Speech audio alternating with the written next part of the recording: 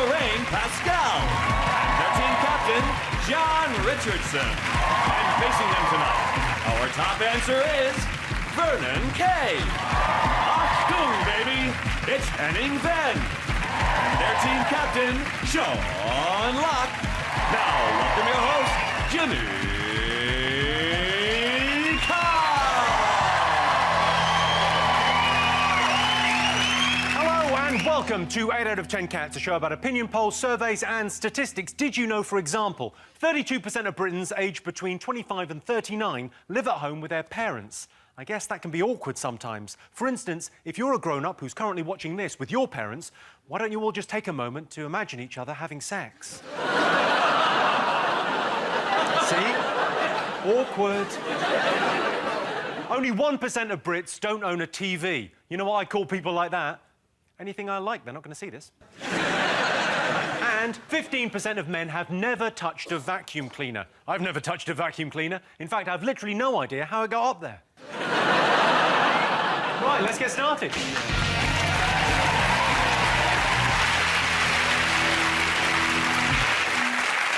What are you talking about? That's the name of our first round. It's our panellist's job to guess the British public's top 5 most popular talking points. John's team, what do you think the nation have been talking about this week? Maybe BBC. It's an extraordinary crisis, isn't it? It's a crazy thing that's happened. It's just got to the point now where it's impossible for them to regain their trust. Like, for that to happen, Stephen Fry would have to cure cancer live on Strictly. You're right, though. According to a poll, faith in BBC journalism has dropped 44%. Although I don't know if you can trust that poll because it was conducted by the BBC. It's not bad that we've lost trust in the BBC, lost trust in elements, says she, Mrs. BBC. Yeah, I think, It's I'll not be the honest whole with you, of I the don't think BBC. anyone is questioning the bakery shows. Everyone's going, really, it. that flan's going to rise like that just because of a bit of yeast? Yeah. No way. Presumably you're up for the job of Director General. Yes, I have been asked, You must be on a list. Everyone's on a list. I think you are. You're on it, aren't you? Jimmy's going to be treasurer. Well,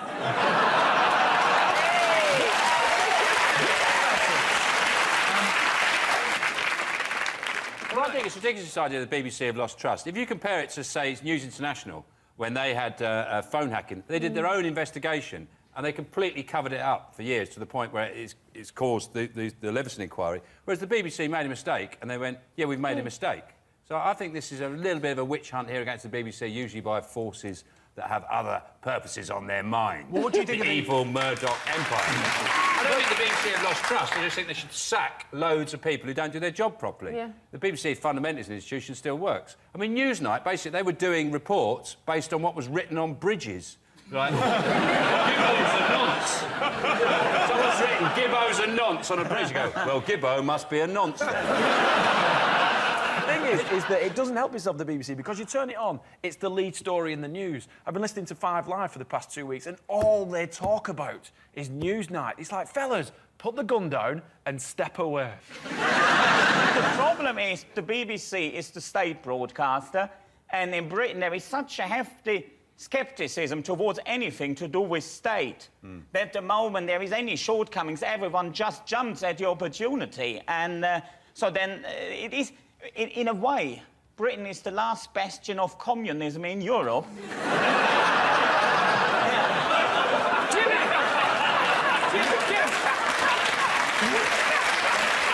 I'd like to hear more about why we're the last bastion of communism. Because the state's the enemy. Yeah, the state is seen as the enemy. I mean, that is... And it's all aspects of the BBC. Like, then like, little things. Like, they had... Oh, Jeremy Paxman, why did he have to fly in business class? Well, he said because he had to get some work done. So in Germany, everyone would accept that, yeah, that's fair enough. Well, in Britain, everyone goes, well, he's not going to do any work on there. He's just going to eat peanuts and getting drunk. Had he gone standard class, everyone would have gone, well, can't he go on the couch? Had he gone on the couch, why doesn't he take a bicycle? Well, he walks in them expensive shoes, can't he walk barefoot?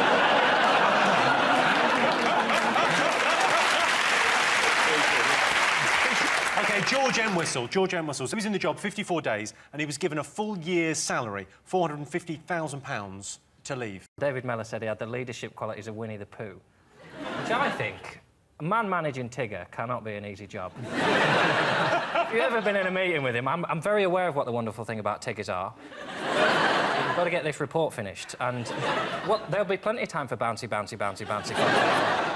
Fair enough to, you know, in any other period, say, oh, he made a bit of a mistake. But when you come in that environment, and then your argument is, oh, they did a whole Newsnight report on naming paedophiles and I didn't check it. If I was Director General of the BBC, I would know everything. I would know who won Bargain Hunt every day. I'd be in meetings going, who is this Iggle-Piggle prick? And was left after 54 days. Yeah. I mean, within 54 days, he can't stamp any authority on anything. So, and Newsnight, in a way, they just acted like gambling addicts, didn't they? They had the winning lottery ticket. That was the Savile story. That was the winning lottery ticket, but they lost it in the wash. So they remortgaged the house and bought scratch cards.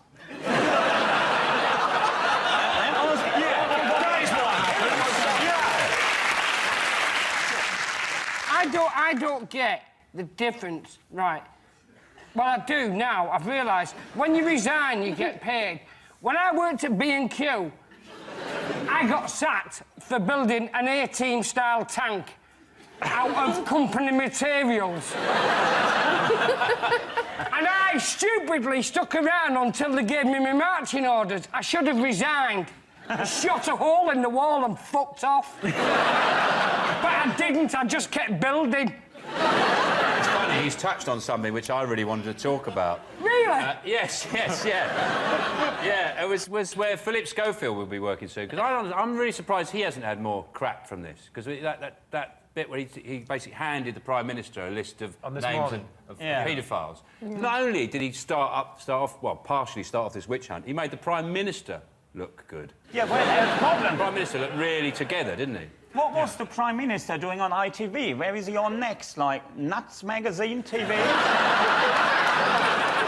The worst thing is, I was watching Philip Schofield, and I agree with you, I thought he looked ridiculous. Like, oh, I found this in 3 minutes. That's what Philip Schofield did. Imagine what Richard Madeley would have done. He would have been dressed as Jimmy Savile going, I've written a list on my knob.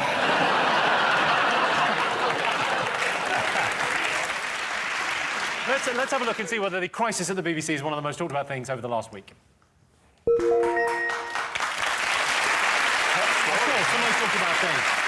Yes, the BBC is in crisis. I think the BBC will be all right. They've still got Brucey, although it has been cold. Last Friday, all the top BBC stars did their bit for children in need. Freddie Starr stayed at home and Jimmy Savile remained dead.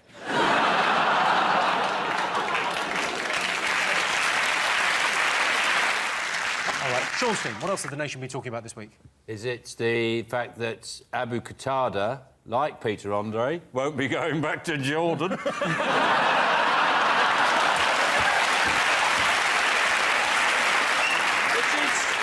Which is the real tragedy, but that's the real tragedy. When will she find love? But on another matter, yes, we can't get rid of Abu Qatada. We can't, yeah, it's terrible. You can't push him on a plane, you can't drag him onto a boat. You never do what you do with parents and just send them on a coach holiday. They think they're going out for the day and you can send them away forever. Hello, Abu Qatada. You're on Channel 4's coach trip. Can you imagine?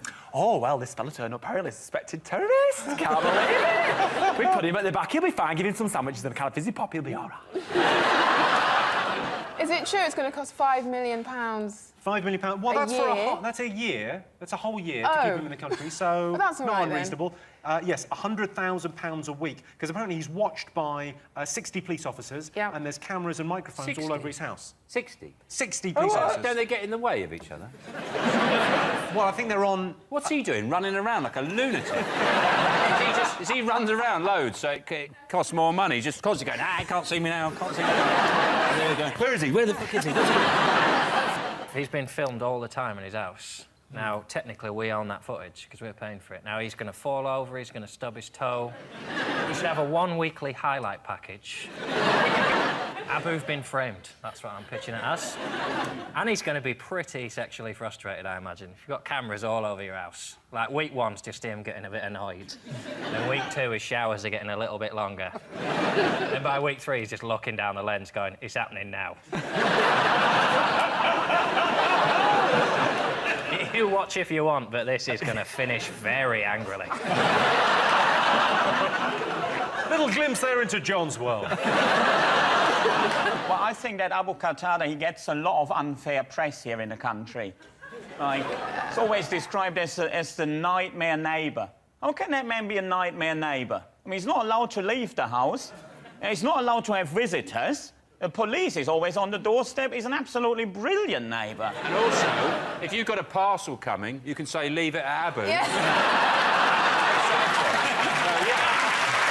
Guaranteed to always be in. Or someone at the Probably people won't do that for him, though. Yeah, I'll have one of Abu's parcels.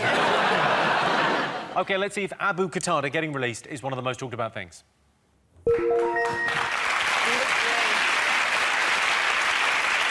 Yes, radical Muslim cleric Abu Qatada has been released from prison. The Abu Qatada row has blown up over nothing, as have a lot of Abu Qatada's friends. OK, John Steen, what else have the nation been talking about? There's a new leader of China, and therefore the world, called Xi Jinping, who he's been touted as they're saying, oh, he's a very informal leader. And I don't know how you be an informal leader of the country that kills 3 times more people than anyone else in the world. I mean, you want to do it with a smile on your face, at least. Anyway, guys, seriously, get back to work or I'll kill you all. I'm an informal guy, I haven't got a tie on, but I will kill you. I'll shoot you. With security during the week-long Congress includes they banned kites. Oh. And they stopped taxi passengers from rolling down their windows. Did they ban the foul-mouthed fan sellers of Shanghai? You go to this main square in Shanghai and there's like thousands of fan sellers and they sell these exquisitely decorated fans, beautiful fans. But when you actually ask to buy a fan, or you look at them, the fan sellers are notoriously rude. And they just go, what are you fucking looking at? They just say, if you want to buy a fucking fan, otherwise fuck off. And who can argue with that? Yeah. This is from the Congress last week. One of the Chinese delegates was photographed yawning during the president's speech. Take a look. We'd just like to send condolences to his family. And you don't know if he's somewhere from West China. It was probably 14 days on the back of a rickshaw to get there. And the moment they found out in China, they said, what, on a rickshaw? Who's paying for that? Couldn't he walk?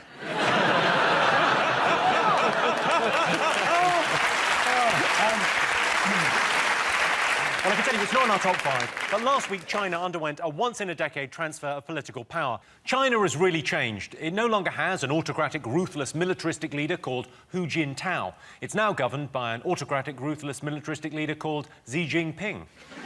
Sean, Vernon, Henning, what else have the nation been talking about? From a sporting perspective, it's got to be the fantastic Swedish goal scored by Ibrahimovic against England. An overhead kick. It's phenomenal. I thought it was OK.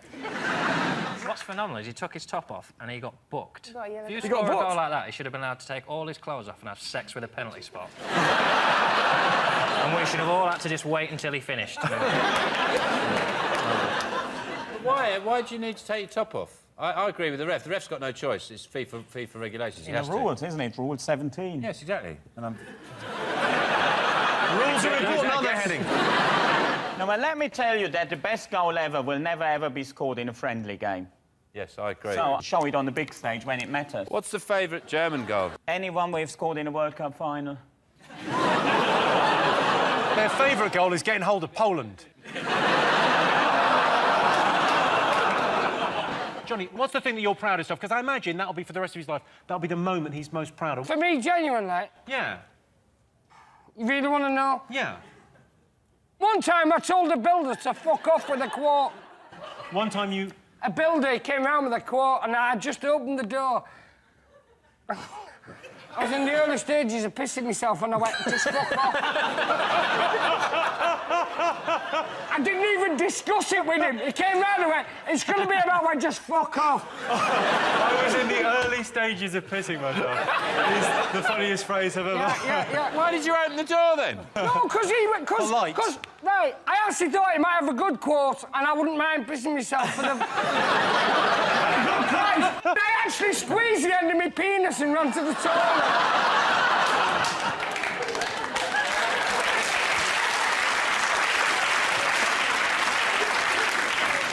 Well, I can tell you it's not up there.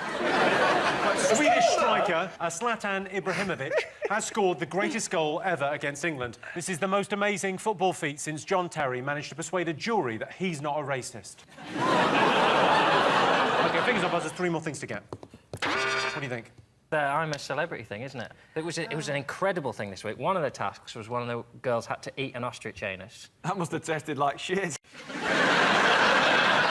But then the next task, she had to go into an enclosed space with a live ostrich and not exhale. Because if a live ostrich smells its partner's anus on your breath, you are going to get pecked to death. The people I think I can't bear on it now is Ant and Dec, because they're like... It's gone on now, they just laugh. They're like Gaddafi's sons. Laugh at people being tortured. They just laugh, you're being tortured, you're being bitten, you have to eat this. Then they have more torture. There's a woman in a coffin having insects crawling all over her face. They're just going, You can't tire of watching people going, It just doesn't get boring. Yeah, but it's all the stuff in between where people sit down going, oh, I miss my family. I don't. They throw things. I mean, you would be incredible on the show if you would ever do it. Do they offer it to you? Every year. And every year, I happen to be in a supermarket where I can buy stuff and I don't have to beg for it. You know, when you're doing your shopping, they go, would you like to do a celebrity to get me out of here? Or any of them, and you're going, yeah, but you see, I'm here and I've got 9 Twixes and I don't have to do a task. Well, Lorraine, would you go on? Absolutely no way. I like my personal space, do you know what I mean? I don't want all these people around me all the time, getting on my nerves, having to eat anuses and willies. It's just not my thing. Well, it's a shame.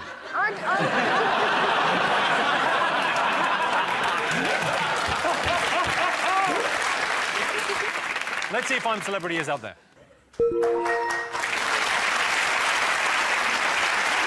Yes, I'm a Celebrity continues.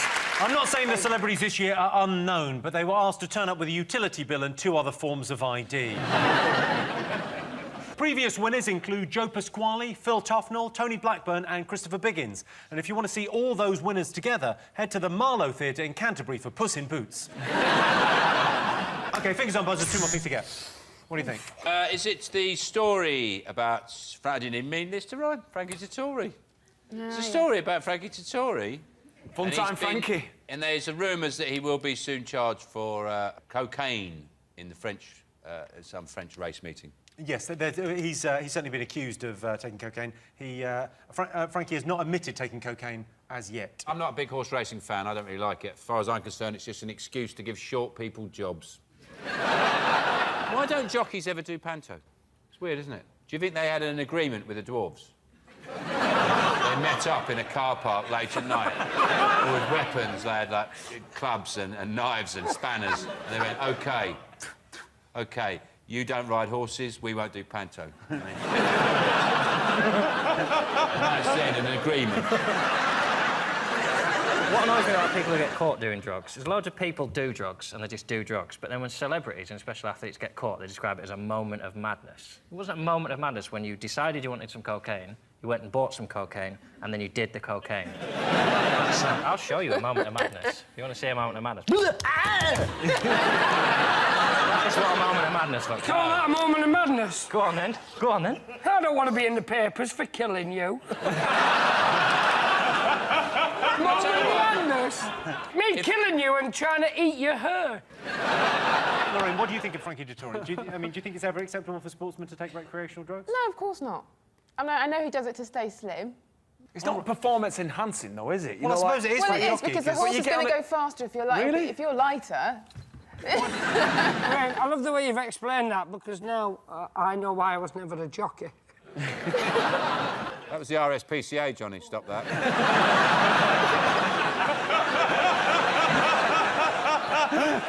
If he wants to lose weight by taking cocaine, he can't have taken the same cocaine that Maradona took. Maradona just got fatter and fatter and fatter. He's the only man, Maradona's the only man I've ever seen with a cocaine belly. You know Maradona's problem was he wasn't taking pure cocaine, he was cutting it with utterly butterly. Yeah. If you'd have cut it with Flora, which is 95% less saturated fat than olive oil... he wouldn't have had that problem. OK, let's see if Frankie Dettori is one of the most talked about things. Yes, jockey Frankie Dettori has failed a drugs test. They first suspected he may have taken cocaine when he won the 320 at Epsom without a horse. OK, one more thing to get fingers on buzzers. OK, John, what do you think? Well, I imagine it's the news that's rocking teenage boys everywhere, and it's the release of the new Call of Duty computer game. There's a girl at the door. Well, you say teenage boys, but this last year, the games market in the UK was worth £1.92 billion. Queued up overnight, like... For 4 days, they queued up. 4 days. Camping out. Would you ever camp out for 4 days for a What, computer for the game? Yeah. What would you camp out 4 days for? Brain trainer. New edition. I'd camp out for 4 days if I was going camping. I read a sentence like, oh, the great thing about this game is you can live stream multiplayer games in real time to YouTube. It took me longer to understand that sentence than it will for them to complete the whole game. What it basically implies is that you could watch other people playing a computer game online. People are actually going to log on and go, what are you doing? I'm watching a Peruvian kid play a Russian kid at a shooting game. I'm leaving you. Well, the funny thing's also got Nazi zombies in it, apparently. It's got Nazi zombies? Yeah, so, and I'm not sure where they come in and how they come in. I mean, if something's risen from the grave and is about to eat my brain, I don't really care about their ideology.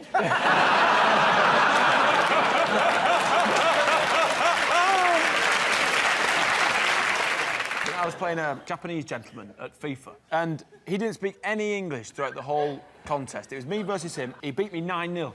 9-0. And all the way through, he's talking Japanese. And at the end, when I said, well, thank you very much, I got a well and truly deserved spanking. And he just said, hey, Mr. English, fuck you!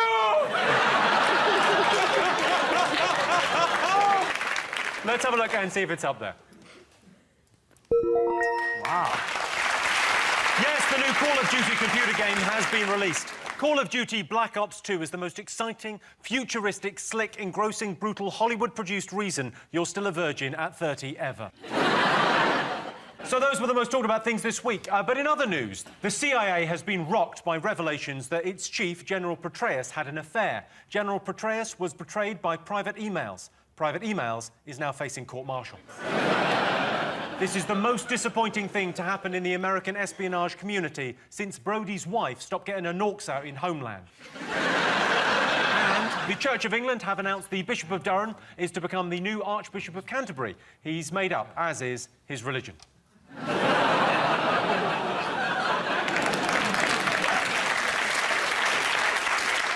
So at the end of that, Sean, Henning and Vernon have 2 points, John, Lorraine and Johnny have 3 points.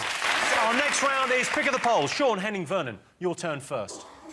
What do you fancy, Henning? Come on, the bloke there in the top left-hand corner. OK, so the old man covering his ears. OK, here's your related question. Most British people judge others by their accent, true or false? What do you think, Henning? Do you think people judge you? Because you've got a bit of an accent, haven't you? I've got a bit of an accent. Definitely, there is a certain degree of judgment. I recently did a gig up in Bolton, and I got heckled with that wonderful line, fuck off back to London.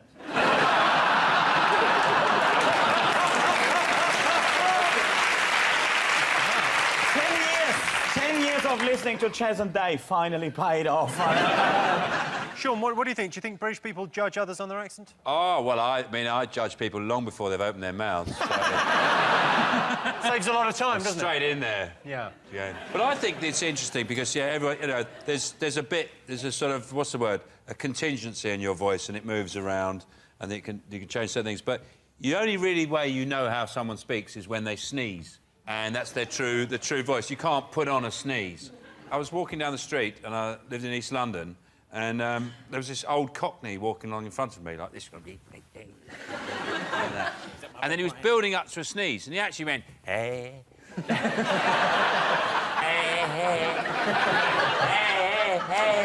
he went, hey, choo! I thought, that's a Cockney sneeze. You couldn't put that up. No, you couldn't. That's a natural noise. My wife does a terrible thing. She doesn't give you any warning. She just goes, choo! Well, there's Nothing, no warning. She's sitting there, choo! Phone! Oh, shit. They've been shot. Johnny, do you think anyone ever judges you by your accent? Yeah, of course you do. It's not your accent, Johnny. It's the bollocks you talk.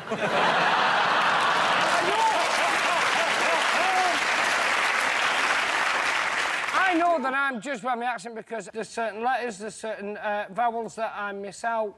There's whole words you miss. You know, like, sorry, Jimmy, when I run over you later.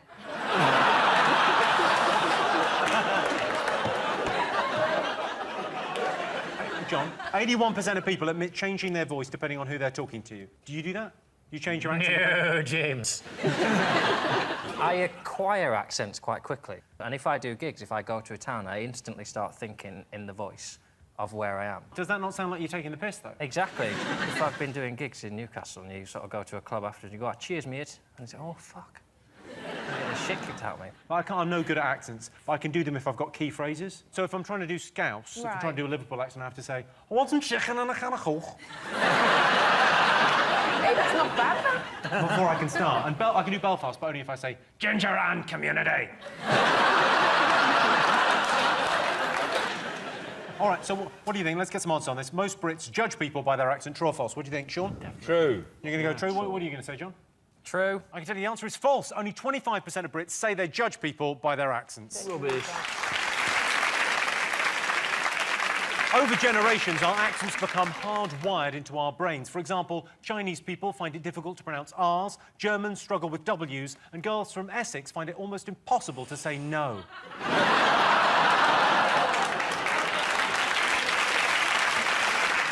OK, John, what do you like the look of?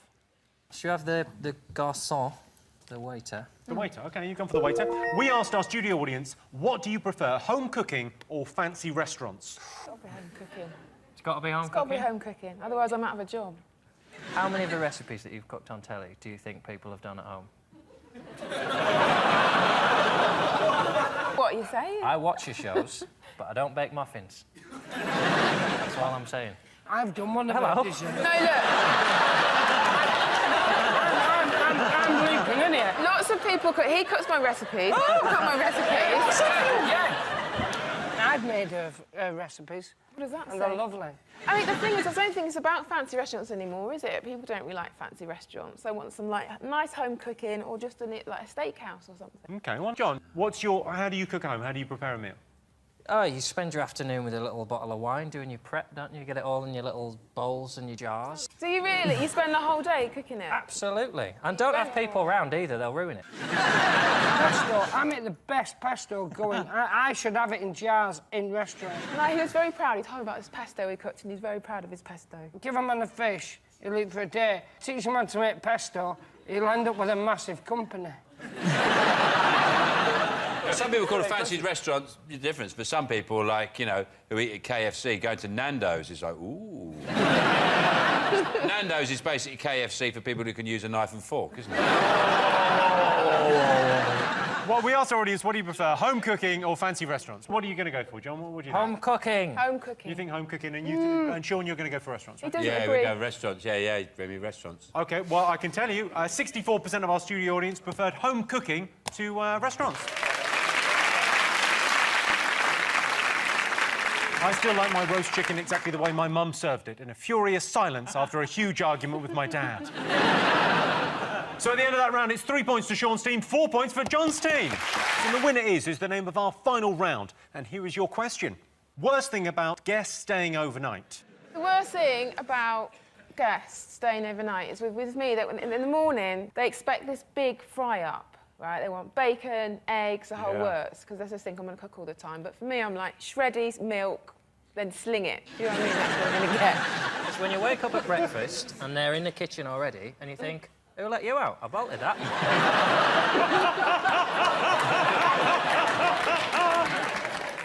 Sean, do you ever have people over to stay?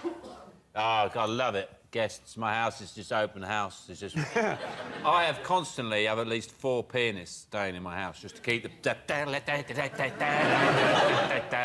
It's like New Orleans. It's great.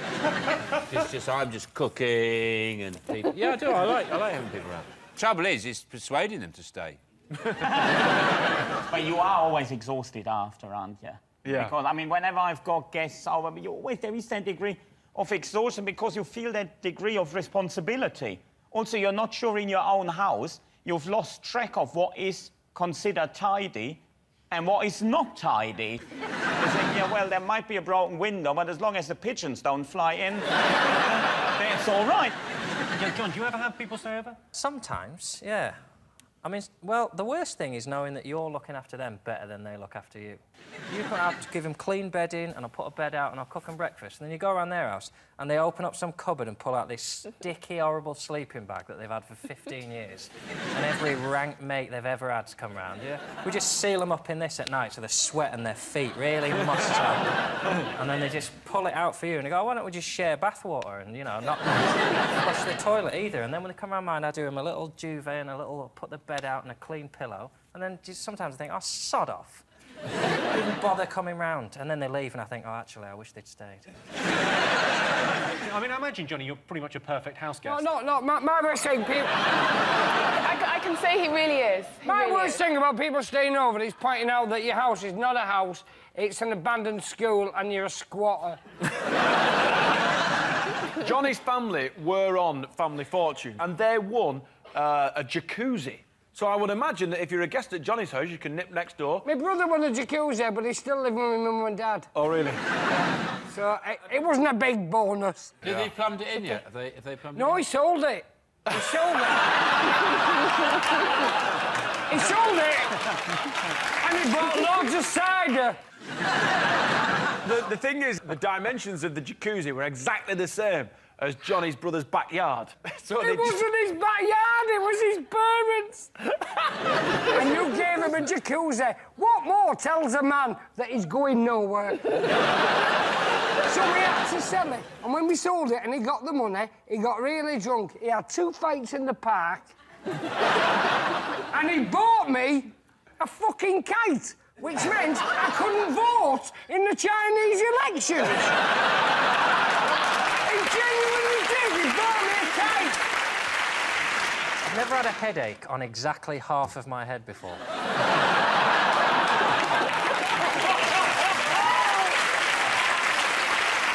OK, worst thing about guests staying overnight? The other thing is when you stay at someone's house and they don't tell you straight away what the weird things about their house are. Just say, you cannot flush the toilet unless you stand on that floorboard and sing Oklahoma. Because otherwise you're in there at 3 o'clock in the morning still trying... And you know they can hear you. They heard you the first time when it didn't quite flush. They didn't come out, they just left you in there all night, pulling the thing, and I had to wait a little bit longer, but now it's empty again. I've got to stand in here for 20 more frigging minutes trying to flush this piss away when I had an half-an-hour debate whether it was ruder to leave the piss in but not wake them up with a flush, and now I've pulled the flush. You asked the fucking question.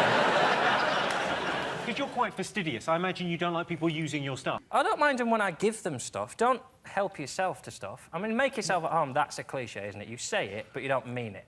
Like, if you say make yourself at home and someone starts making themselves a cup of tea, you think, well, what are you doing? Get out of my cupboards, that's not where the tea's kept. Right, I'll make you a cup of tea. When I said make yourself at home, I meant sit down and shut up.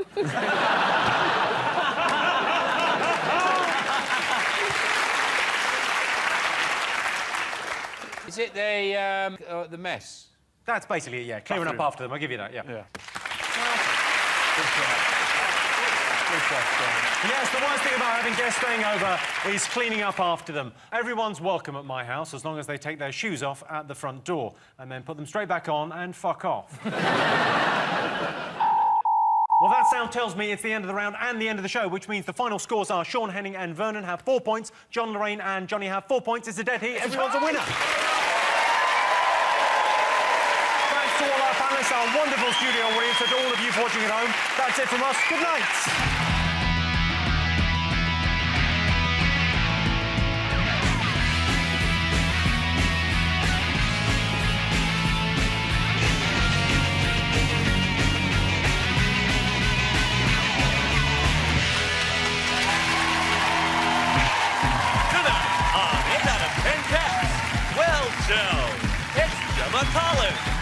That's got the cream. It's Catherine Ryan. And their team captain, John Richardson. And facing them tonight, don't go baking my heart. It's Richard Bacon. Newton Carr. It's Henning Wehn. And and their team captain, John Locke. Now, welcome your host, Jimmy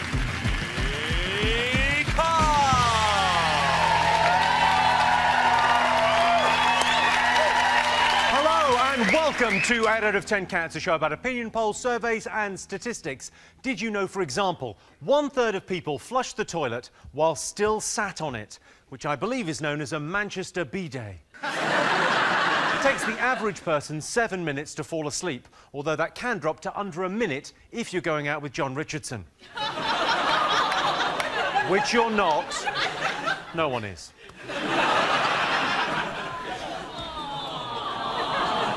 Well, you go out with him then.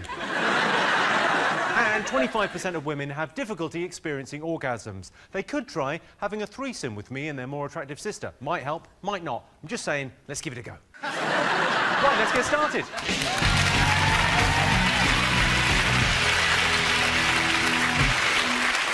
What are you talking about? That's the name of our first round. It's our panellists' job to guess the British public's top 3 most popular talking points. John's team, what do you think the nation would be talking about? The snow. Oh. Gemma, straight in there. Well, because it was, like, really changed all the colour of the country and stuff. How do you mean it's changed the colour of the country? Is it quite insightful? No, because when you look out your window, like, obviously there's grass and there's grey buildings and, like, you drive through London, but when it snows, it's beautiful. So I think that's a hot topic to talk about. That's good. Yeah. It's a cold topic. First reason why John doesn't have a girlfriend, that is. In a continuing series, let's see how high we can get. There's my voice, that's number 2. Hello, number 3. You know, I envy in the snow, in this weather. It's the only time of the year I envy dog walkers. Because I just think, oh, it'd be great, you know, when they have the dog has a crap and you've got something warm in your hand for a bit.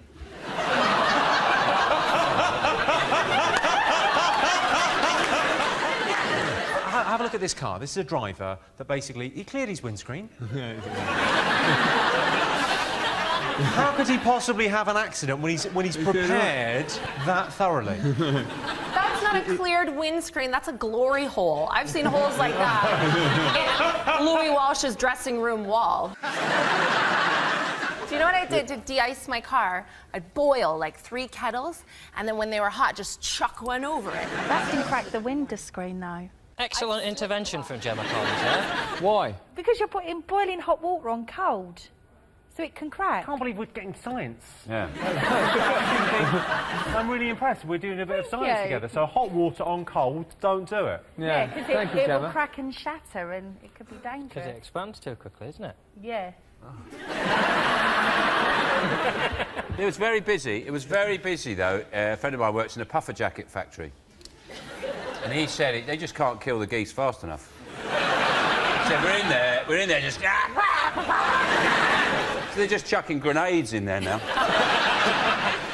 Richard, you obviously think the snow is very dangerous because you're on a news radio channel. And the news reports often say things like, they always say, only take an essential journey, don't take any non-essential journeys. And often the reporter saying that is in a tiny little village somewhere, and they'll have driven their quite big outside broadcast vehicle down a tiny little road into a village to tell you what you already know, that it snowed. And then they're telling you don't take non-essential journeys. Who's going out for a spin anymore? Well, one person's essential journey isn't another's. For example, I consider it essential for me to drive around counting snowmen. Somebody's got to do that. You know, count the snowman, height. You know, I can't do the weight. That's tricky. Every time I see a snowman, I always think to myself, God, I must get round to building a snowman. Why don't you stop driving around looking at them and use that time to build a snowman? Or take one. Get a van, if there is one you really like, with 2 coals for the eyes and carrot for the nose, perfect. Do they have a tradition of building snowmen in Germany? Oh, we have got the finest snowman in the world. But I want to ask about German snowmen. Do they put the coal underneath the carrot? That would look good, wouldn't it? That would look good. Get a bit of coal in it. Let's have a look and see if the snow is up there. Yes, Britain continues to be battered by freezing weather. Conditions in Birmingham were described as appalling, with no food on the shelves, schools shut and emergency services stretched to breaking point. And then it began to snow. Sean's team, what else have the nation been talking about this week? Prince Harry, I would say. Yes. Prince Harry's finished his tour of duty. It does make it sound like he's finished the game and gone on to Call of Duty 2. Yeah. But you've made a documentary. Oh, yeah, I have. It's on BBC Three on Monday night, and I went out to Camp Bastion to make a documentary about Prince Harry. Right. His time out there. So do you hang out with Prince Harry? Or? Well, I'd be lying if I said I did an interview with him. There was a slight technical reason why I couldn't. But it's... sorry, what was the technical reason why you... Tell me, what's the technical reason? Have you got a thing about gingers? I just didn't... That's my way of saying I failed to secure an interview with Prince Harry. But I presented... so I've done a tour of Camp Bastion of what his life is like out there. And it is fascinating. And he... you know, he's been heavily criticised this week for comparing killing members of the Taliban to playing computer games. Did you see that? Yeah, I saw people gave him a hard time about it. I think we're very squeamish about this, though, aren't we? He talked about killing the Taliban, and we sort of went, well, he's in the army, and we sent him over there. That's sort of his job, isn't it? And we know he's in an Apache helicopter with a machine gun. What did they think he was doing? And it was, I suppose, in a way as well, it was a bit rich of the Taliban. A bit rich of the Taliban. They won't like that bit. They will not like that. What's he say about us? What's he say about us? You read a quote in the paper that says, oh, it's a bit stupid to compare a computer game to killing real people. And you go, yeah, that seems... And you go, oh, it's the Taliban. I think I agree with the Taliban. That is a new moment in your life. Well, maybe they're all right, you know. Maybe... you know, I kill people, but, you know, I'm good at computer games because of my thumbs. I get where he's coming from, though. You get where he's coming from. Yeah. Gemma, tell us more. I tell you for why, because when you play a computer game, you go into another zone. Yeah. And when he went to the war, he just applied his skill on the Game Gear or whatever to the war. So when he was, say, like, in combat in the computer game, he put himself back in that headspace when he was, like, really fighting people. Knees and toes. Knees and toes. I get where he's coming from. Yeah. I'll give you the actual quote from Prince Harry. He said he admitted killing Taliban members, saying, if there's people trying to do bad stuff, then we'll take them out of the game. We have to take a life to save a life. He talks like a Premier League footballer there. Yeah, Afghanistan, always a difficult place to go. We knew we had to dig in deep, so I'm just pleased I was given a gun. And that's what it's all about at this level. Next Saturday, Ipswich. He has been prepared, though. Like, no wonder Prince Harry's killing Taliban. Look at his entire life. Murdering the dance floor. Slaying babes every night. Carnage. That's who he is. But why is there a war there? Because they've caught Osama bin Laden. Good question. They've caught Saddam Hussein. Yeah. So what are they fighting for now? Basically, the Taliban don't like fun. No. It's at war with Afghanistan because they've got loads of grit. And that is what Britain needs every winter. Doesn't have enough grit, and that is why Britain is in Afghanistan getting all the grit.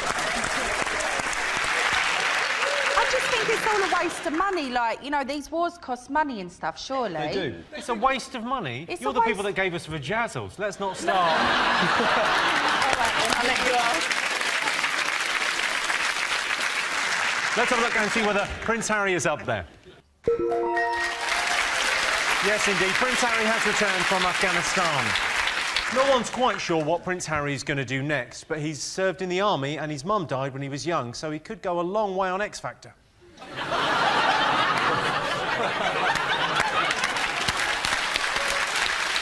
OK, fingers on buzzers. One more thing still to get.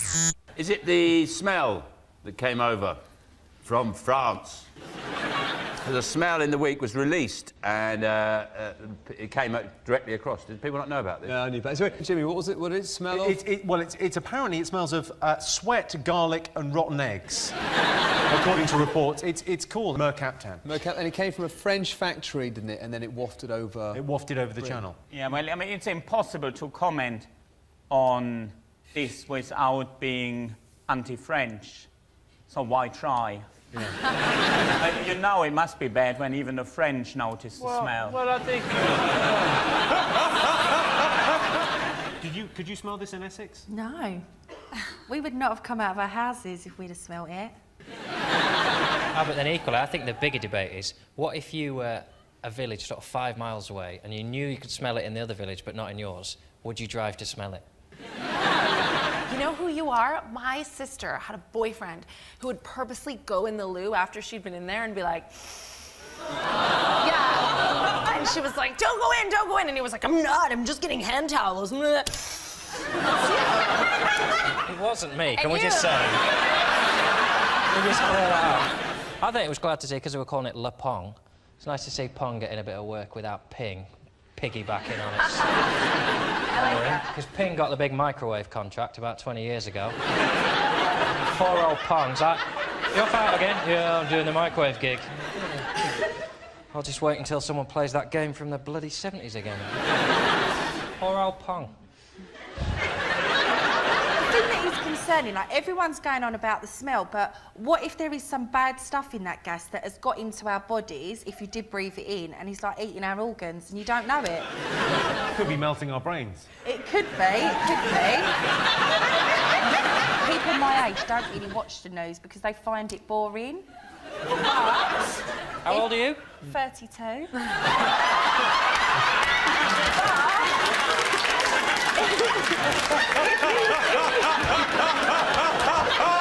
Every night sometimes I go on YouTube and I came across this guy, right, called David Icke. Yes. And I've been watching him and he's really Well, this like... explains a lot. You're his target audience, Gemma. Am I? Yes, you are exactly the sort of person he's trying to reach. He is fascinating. He has said Beyonce isn't real. But... And basically, we are all run by aliens. Like, there's aliens living amongst us in this country, like reptiles, which... See, why do you know to do that? Why do you know? He says that.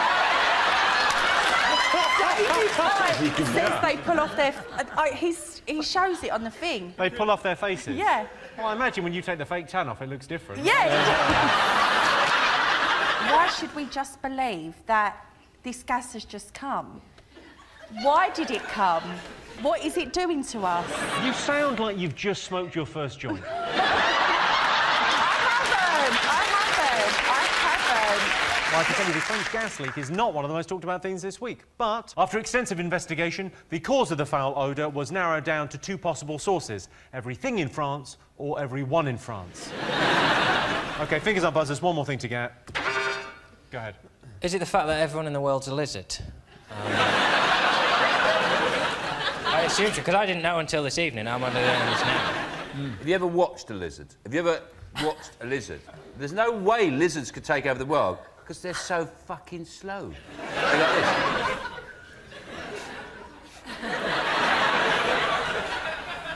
You could edit a bit of this out, but I'm going to stay here for a few minutes. OK, let's go on to the next thing. I'm doing the thing. Stop being a lizard. How is that lizard going to take over the world, Gemma? Can he operate he's not a gun? a real one. He's not a real one.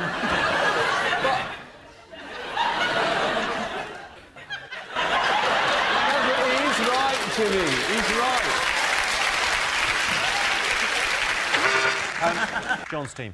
The referendum.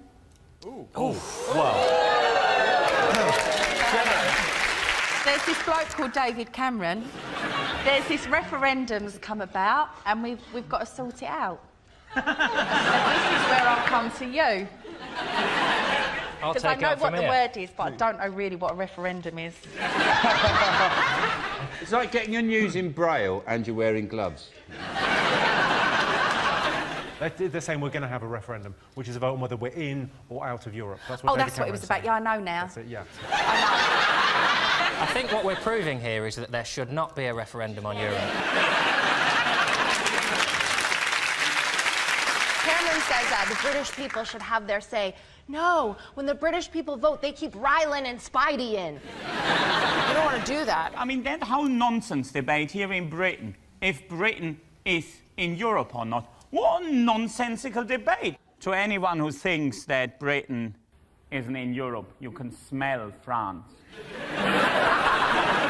And don't even get me started on that Scottish independence. We don't need more country in Europe, we need fewer countries in Europe, and they all need to speak with one voice. Which is German. We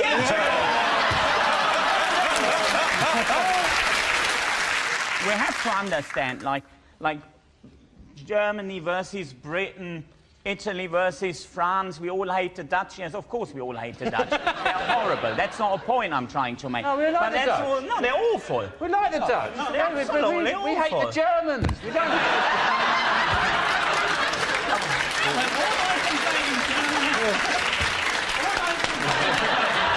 Let's have a look and see whether Cameron talking about the EU is up there. Yes, David Cameron has promised an in-out referendum on Europe. France and Germany have said Britain can't pick and choose its terms with Europe. There are just two things you need to remember, France and Germany: World War I and World War II. Well, third time lucky.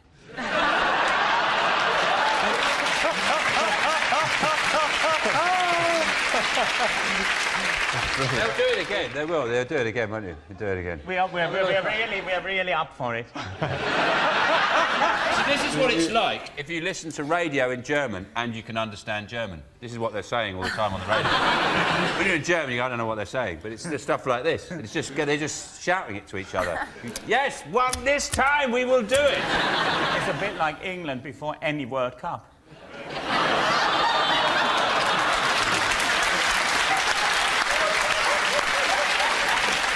At the end of that round, Sean, Henning and Richard have 1 point. John, Gemma and Catherine have 2. So our next round is Pick of the Polls. John, Gemma, Catherine, pick a question. Let's have Silvio Berlusconi. OK. This week it was reported that 76-year-old billionaire and former Italian Prime Minister Silvio Berlusconi is suing a magazine for photographing him with a harem of beautiful young women. So we asked our studio audience, do you find powerful people more attractive, yes or no? Yes.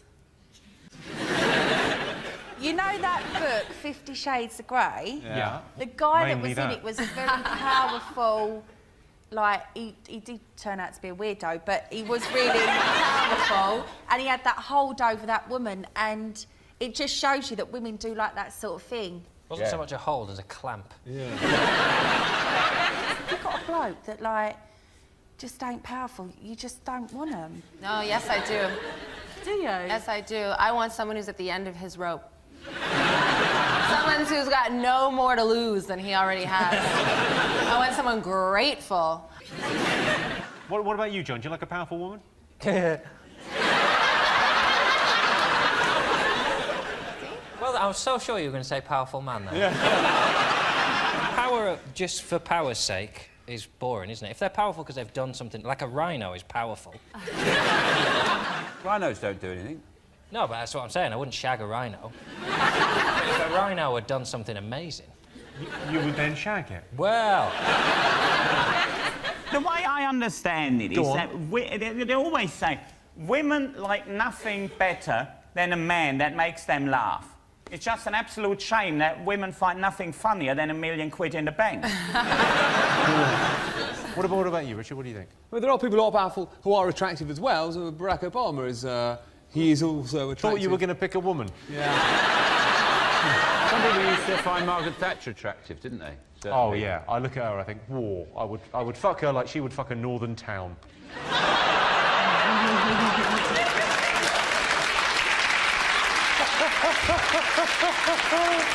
So the question is, do you find powerful people more attractive, yes or no? We asked our studio audience. What do you think they said, Sean? I think they said, no. OK, what do you think, John? Yeah, obvious, yes. Fact, 100%. OK, you're going yes. I can tell you the answer is yes. 53% of our studio audience do find powerful people more attractive. And the winner is the name of our final round. Here's your question. Best thing about living with your parents? Oh, it's washing them, isn't it? Well, the age my parents are at. It's getting up in the morning and giving them a good wash. It's like, you know, it's like the elephants in the zoo. I just stand them on the end of the table. I get hose, I'm scrubbing them all down. How big are your parents? All Also, if you live with your parents, you can keep tabs on your inheritance, can't you? So, That is a very good you don't need to have an evening meal. You had a big lunch. You don't need a new carpet. It's fine. Just take Heating glasses on off. Bonacarda, you'll be fine. No, don't spend that. Well, this is mine. Also, another one is you don't need to make up lies on how well you're doing, because they know you're a failure. Catherine, how old were you when you moved out? 18. 18, and you Yeah. never went back? I never went back. I came to the UK by myself, and I'm a working foreign single mom. Whoa. There's no need for a round of applause there. The Daily Mail want her out. What age were you when you moved out? 31. You moved out last year. Yeah, they started putting the news on. No, right, the best thing...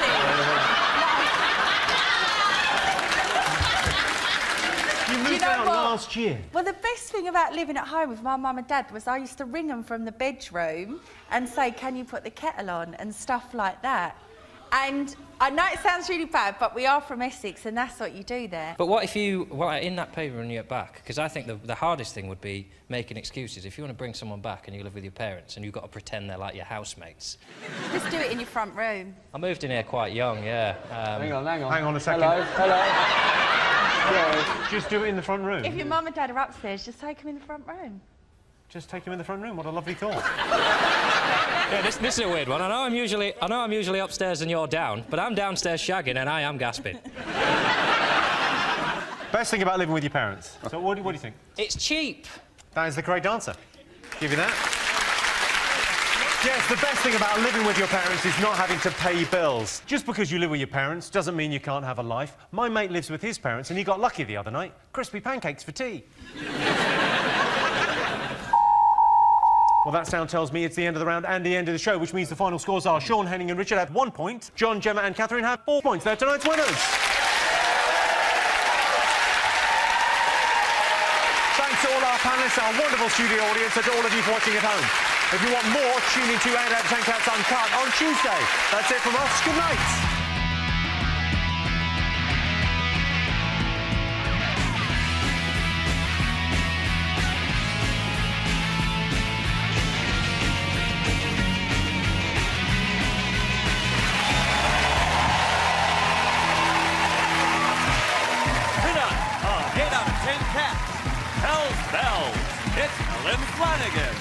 The only way is jump. It's Miles Jump. And their team captain, Sean Lock. And facing them tonight, Achtung, baby, it's Henning Wehn. The Brooker Prize, it's Alex Brooker. And their team captain, John Richardson. Now, welcome your host, Jimmy Carr. And welcome to 8 out of 10 Cats Uncut, a show all about opinion polls, surveys and statistics. Did you know, for example, 36% of people think the best way to dump someone is over the phone? Please press 1 for it's not you, it's me. 2 for we can still be friends. And 3 for I'm sorry, I've got your mum pregnant. 25% of men pretend to be asleep if they hear a strange noise in the night. I can't get to sleep sometimes because there's this strange bzzz, bzzz, bzzz. I asked my girlfriend, is there a fly in here? And she said, yes, yes, yes! And 73% of dieters abandon their diet at the weekend. And there's a special name for those dieters. Fat people. Right, let's get started.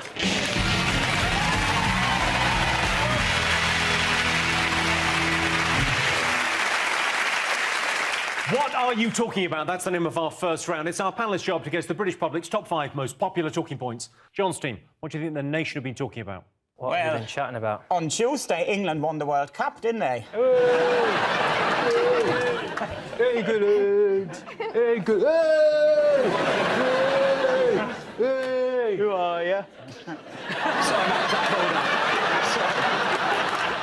Henning, so you've lived... How long have you lived in the UK? Since 2002. So I've seen them win many, many World Cups. I don't enjoy football as much as I used to, because our German side, we're rubbish these days. We have not won a major tournament for 17 years. Haven't in been to a final of one for about 5 years. And been to a semi-final of one for practically 18 months. So. Can I remind you you're a guest here? Yeah,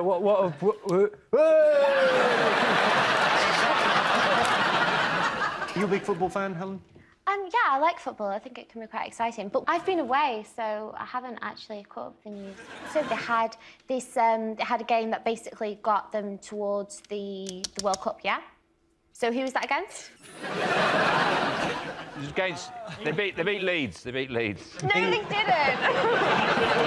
it was England played against Jossie's Giants. No. Who did England play against? England played against. Count Duckula's 11.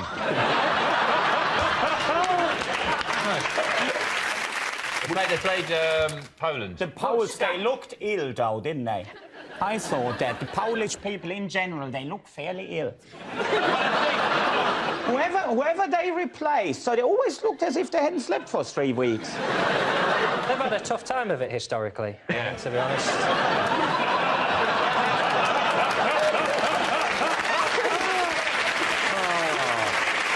Maybe they've been watching the History Channel just before the game. Oh, Jesus. What those Germans did to us. They realised, actually, we should be playing with the English.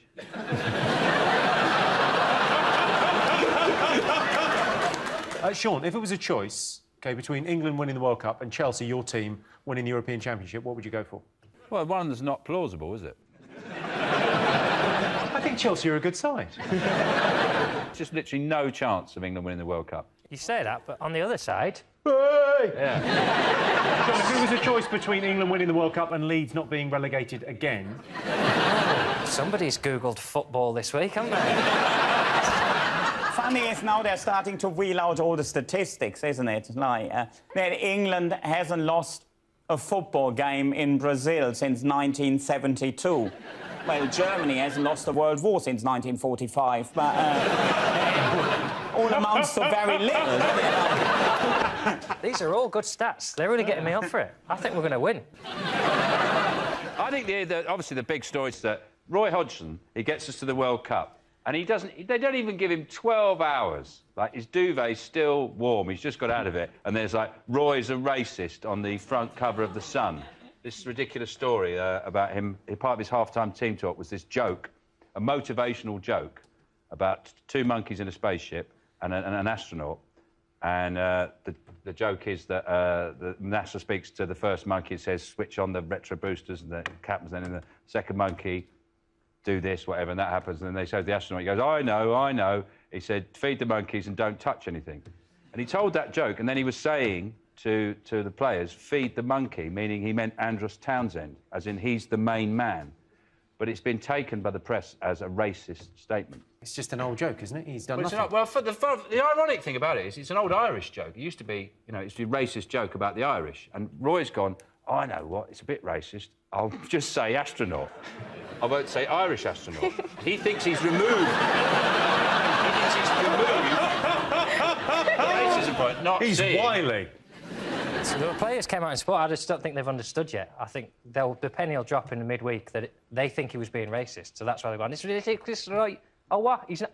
Oh, I thought he was being racist. That's disgusting. If he's telling jokes in the dressing room when he could have been being racist, I've had enough. But the player himself has come out and said it's nothing, it's not newsworthy. And on Sky News, they were reporting the story with the strapline underneath saying, Andros Townsend says, this is not newsworthy. And we're here at the FA, what Roy Hodgson has to say, and he goes, Andros Townsend, not newsworthy, not newsworthy. I mean, the irony was delicious.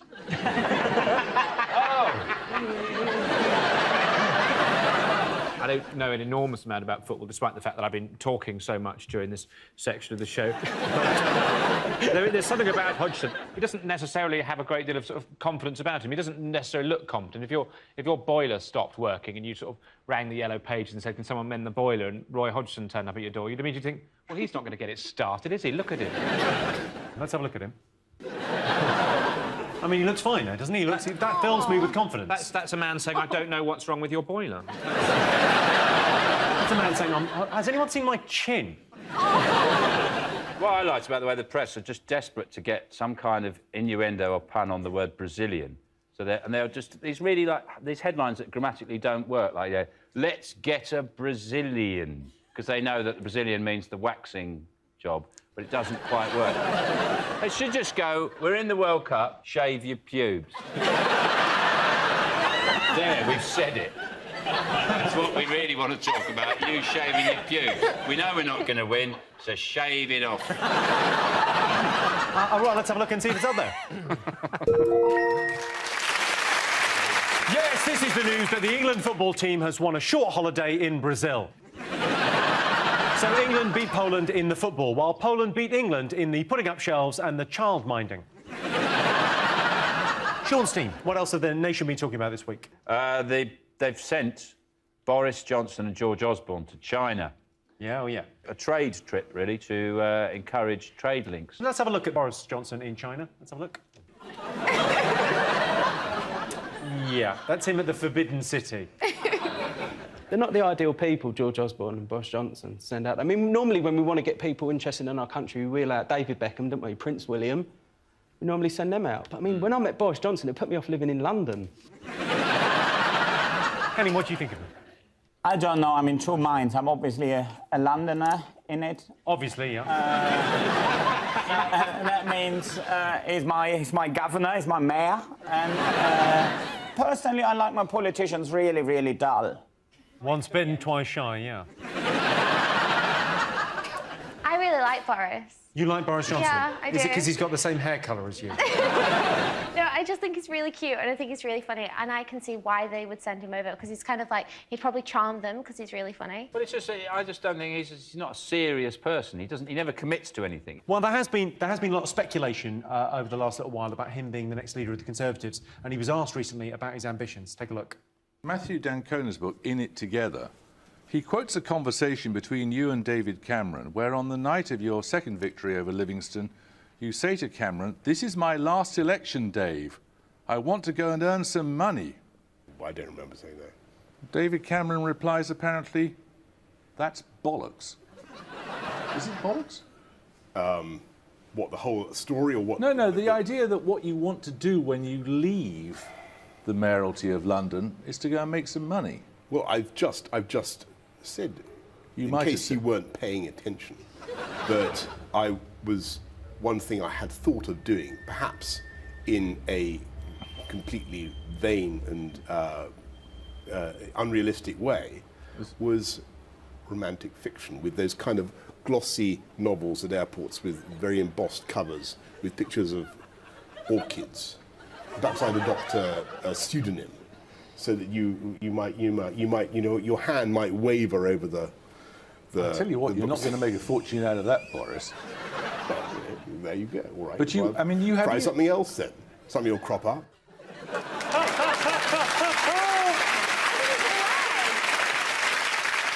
that's why he's such a good politician, because that was a genuine question about, do you care about the city you're mayor of, or do you just want to be Prime Minister? And what he said was something so stupid that nobody concentrates on what his answer is. Just go, isn't it true that you killed 100 people last week for fun? Well, yes, but one day I might set up a clown company and call myself Titty McVitie. Sending him to China on a trade mission and George Osborne is like sending Jedward to sort out Syria. The Chinese just looking at him thinking, well, why are you sending this idiot? Yeah. Man that looks like he's just come round for a general anaesthetic. Yeah.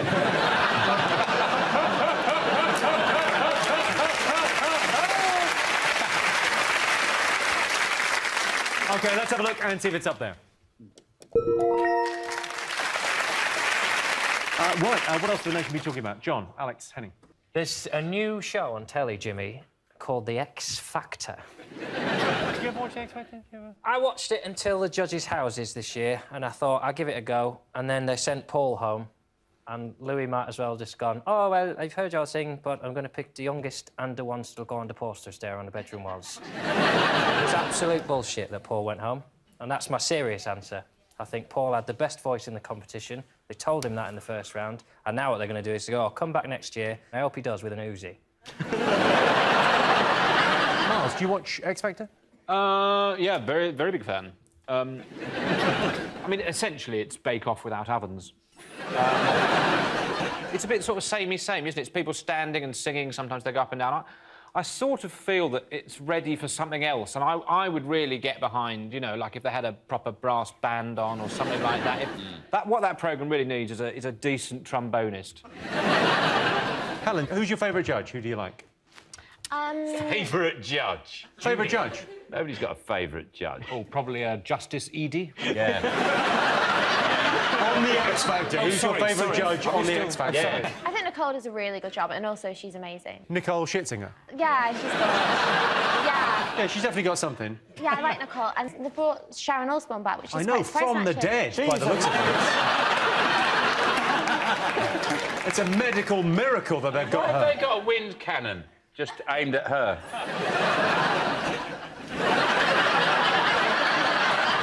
Henning, do you watch X Factor? No, I must admit I haven't watched it. Strange concept, isn't it, going on a reality TV show? Because the people, essentially, what they end up with, they end in a situation where they'll be temporarily too well-known to take public transport, but because it's unwaged, they're still too poor to travel by cab. And that is the real sob story for me in that whole context. Well, a leading psychologist this week claims the X Factor producers are deliberately creating cruel twists because viewers have become immune to sob stories. I'm bored of them. I mean, what sort of person uses a sob story to get on television and become famous?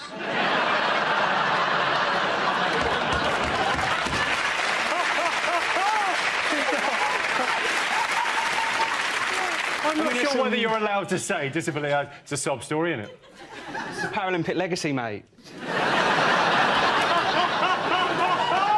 a bit of sport, now we're everywhere. Let's have a look and see if the X Factor's up there.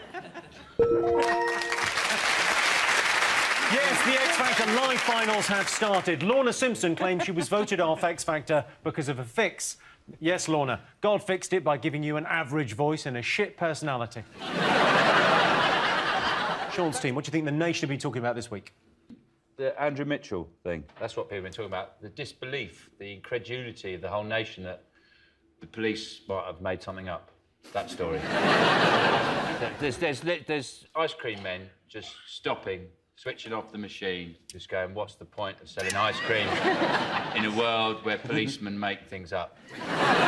So last September, Andrew Mitchell was accused of swearing at the police and calling officers plebs when they wouldn't let him ride his bike through the main gates at Downing Street. He denied calling them plebs. The worst thing about it is obviously he's coming out of it all right now, whereas he's a massive knob. Isn't he? Well, Andrew, Andrew Mitchell has nicknamed himself Big Swinging Dick. I'd love to have a nickname like that. That's not going to happen. I was called Cocknose at university because I had a nose, well, shaped like a cock. A couple of things. Firstly, your cock is a weird shape. What do you call it when a scandal becomes a scandal? Because it was Plebgate, so now it's Plebgate Gate. Plebgate itself has become a scandal, because if it happened in Harrogate, it would have been Harrogate Gut. In the end of the day, we're discussing now a story that exactly nobody knows anything about, because, well, first the police said that's happened, so he swore, and then it turns out no, he didn't. Apparently they said there was loads of onlookers, then there was nobody standing there. Well, you can't really trust the police, can you? And then somebody else goes, yeah, but that Mitchell fella used to be an investment banker, you can't trust him either, can you? And then everybody goes, well, who can you trust? Let's go to church on Sunday.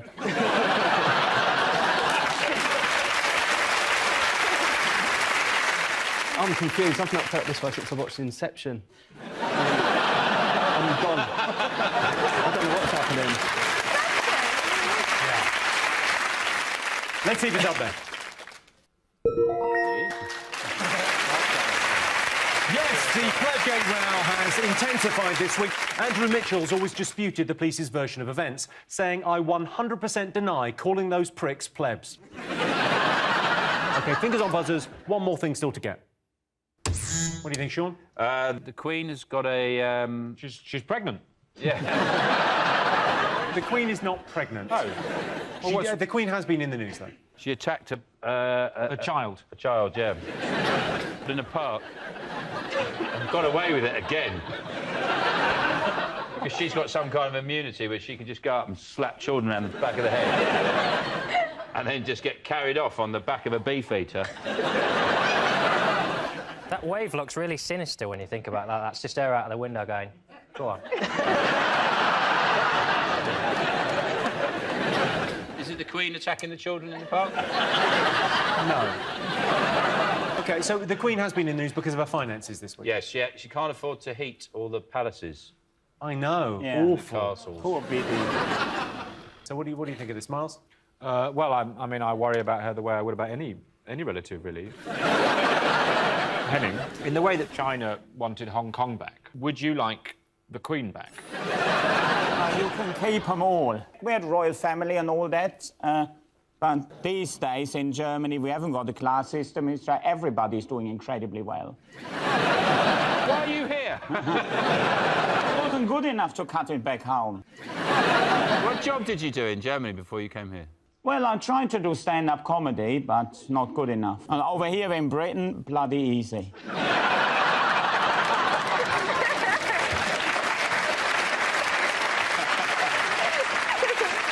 I can tell you it's not in our top 5, but the state of the Queen's finances has come under scrutiny. 39% of royal buildings are in need of repair. There's one crumbling facade that's constantly leaking. But doctors say Prince Philip is on the mend.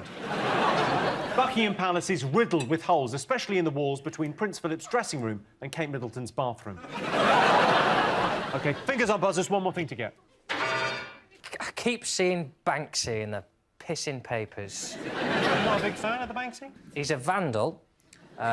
He's a bloody public nuisance, is what he is. And for every funny Banksy, where they go, oh, that's a good one, for every Banksy, there's a Binksy and a Spanksy and a Wanksy and a Monksy and someone who's just drawing on walls.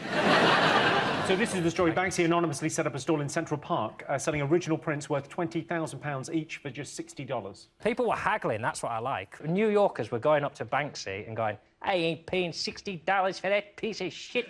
And he had to stand there about... He's anonymous, isn't he? And I could understand him being anonymous if all he ever drew was like a cock and balls.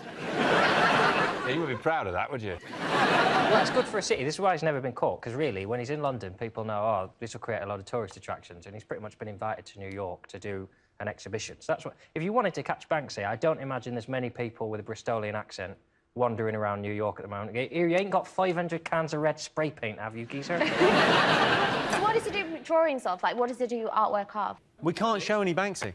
He won't let us. Although, who do we ask? Well, why don't we show some and just go, yeah. I'll say I'm Banksy. Yeah, exactly. What the fuck is he going to do? I'm Banksy. No, well, I'm Banksy. No, I'm Banksy. I'm Banksy, I think. Well, no, I'm... And I would say it's me, but no one's going to believe I'm that skilled with my hands.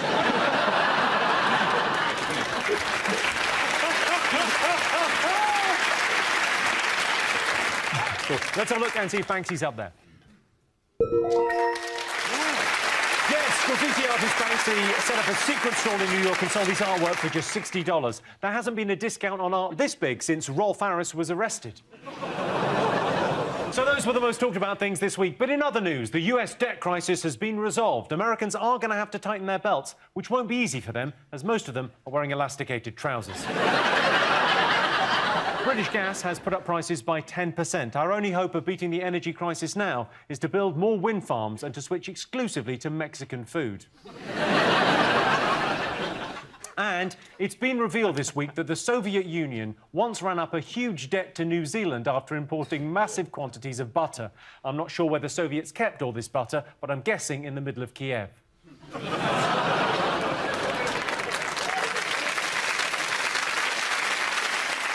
OK, at the end of that round, Sean, Miles and Helen have 2 points. John, Alex and Henning have 3 points. So our next round is pick of the polls. OK, Johnstein, what do you like to look off? Oh, let's Yasser Arafat. Yasser Arafat there. So I can't really see the monitor very well. I just assumed he was there. Simon Cowell. The picture of Simon Cowell taking a picture of himself. OK, you've chosen the selfie there. A recent survey revealed that British people take 35 million selfies a month. So we asked our studio audience, do people take too many pictures of themselves? Yes or no? I would say no. Are you aware of how many pictures you take of yourself in the average week? Well, all girls do my age. Like, you know, when you're going out, before you go out, you take lots of pictures and stuff. I mean, if I look on Instagram, I can look at my account and there's loads of all my friends and there's loads of things and everyone's got selfies. Let's have a look at some of the pictures of you recently. Have you put on weight since that was taken? No, there's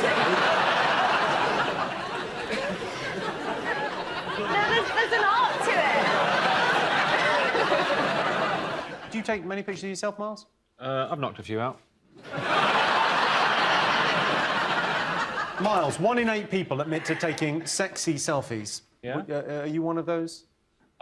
Listen, if it comes out sexy, it comes out sexy. I'm not... I just think of them as photos.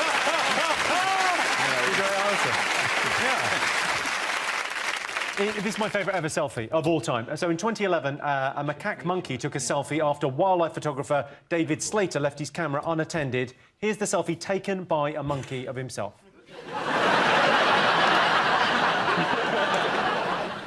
Is that for real? That is for real, yeah. He left his camera out and the monkeys got hold of it. Really? That's a genuine thing.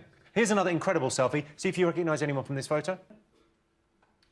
No, not really. The guy on the left is the Pope. What?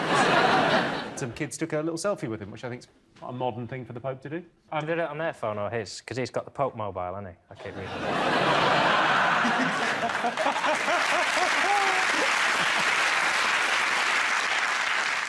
it. John, you took a selfie this week.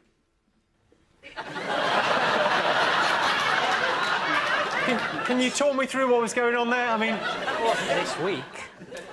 What happened? That was my New Year's party. I had a beard, and I decided that throughout the evening I would shave the beard off in instalments as a little treat for my guests.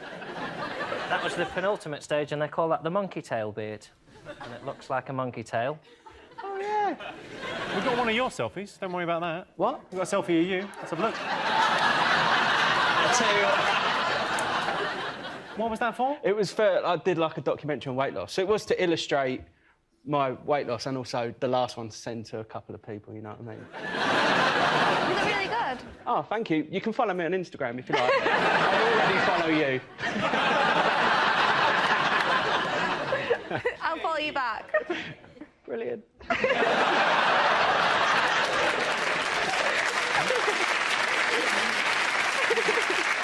OK, so do people take too many pictures of themselves? What do you think our audience thought? Yes or no, John?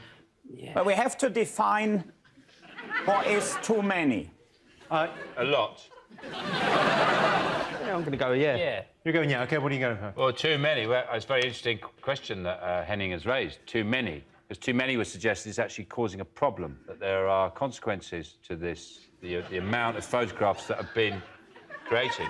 And I can't equivocally say that the consequences of the amount of photographs that have been produced has a negative impact on the well-being of the nation. So I don't think I'll feel comfortable saying, yes, too many have been taken. Does anyone want anything from the shops?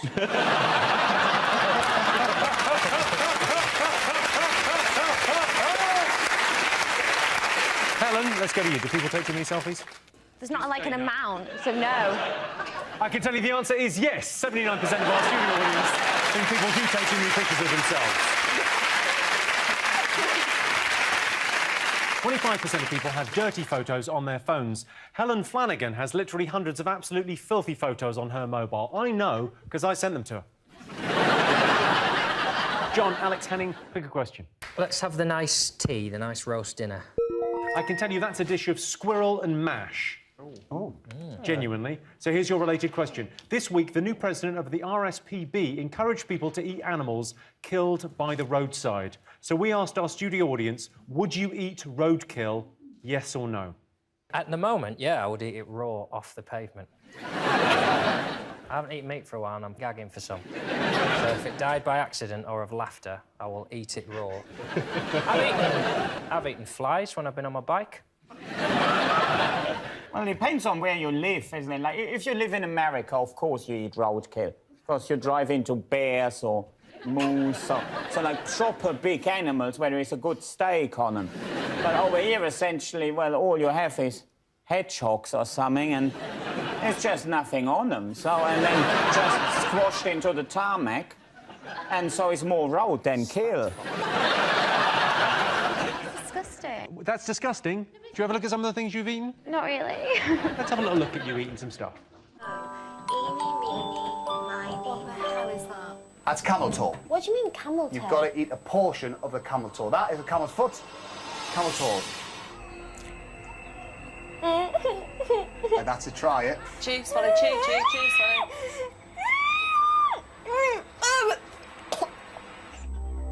And what's in the middle of that hot cross bun? A hot cross bum. Bum. It's bum. Oh my God, are you joking me? It's an ostrich anus.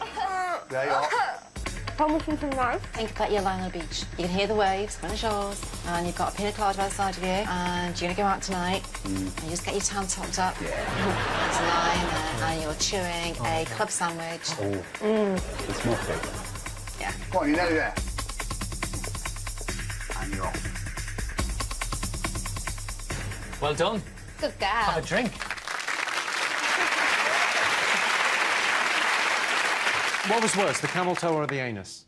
I can't remember, but when you watch it back, you're like, oh, don't be soft, like, it can't be that bad. But actually, when you're doing it, it's horrific. What did it taste like once? I can never actually eat any more, like, turkey or chicken sandwiches because it just reminds me of that. I've never heard anyone say that before. I ate a thing that tasted like chicken, so it's put me off chicken. Normally they just go, it wasn't that bad, it tasted like chicken. No, but like a minging chicken, like... Minging chicken. You don't think it'd be a good new flavour of crisp? No, it's vile. Camel toe. What about the ostrich anus? How was that? I can't actually remember what it tasted like. Probably like normal anus.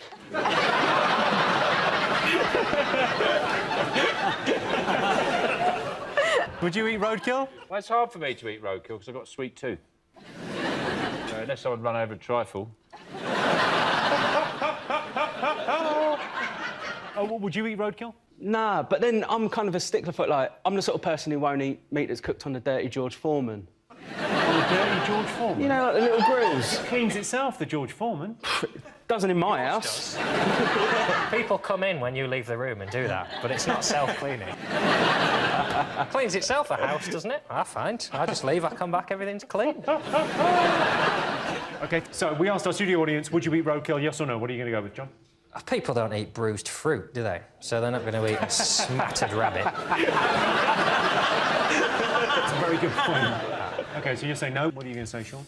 Well, I think most people wouldn't. I mean, I would. Seriously? Yeah, I would, yeah. I would. Well, as long as I knew it was fresh, and if it's wrong to drive around an owl sanctuary with a cricket bat...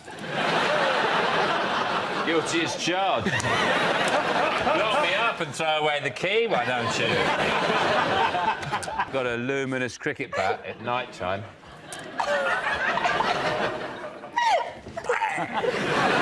That's a show I'd watch instead of X Factor. We're going to say yes. OK, I can tell you the answer is no. 61% of our studio audience would not eat roadkill. You're right.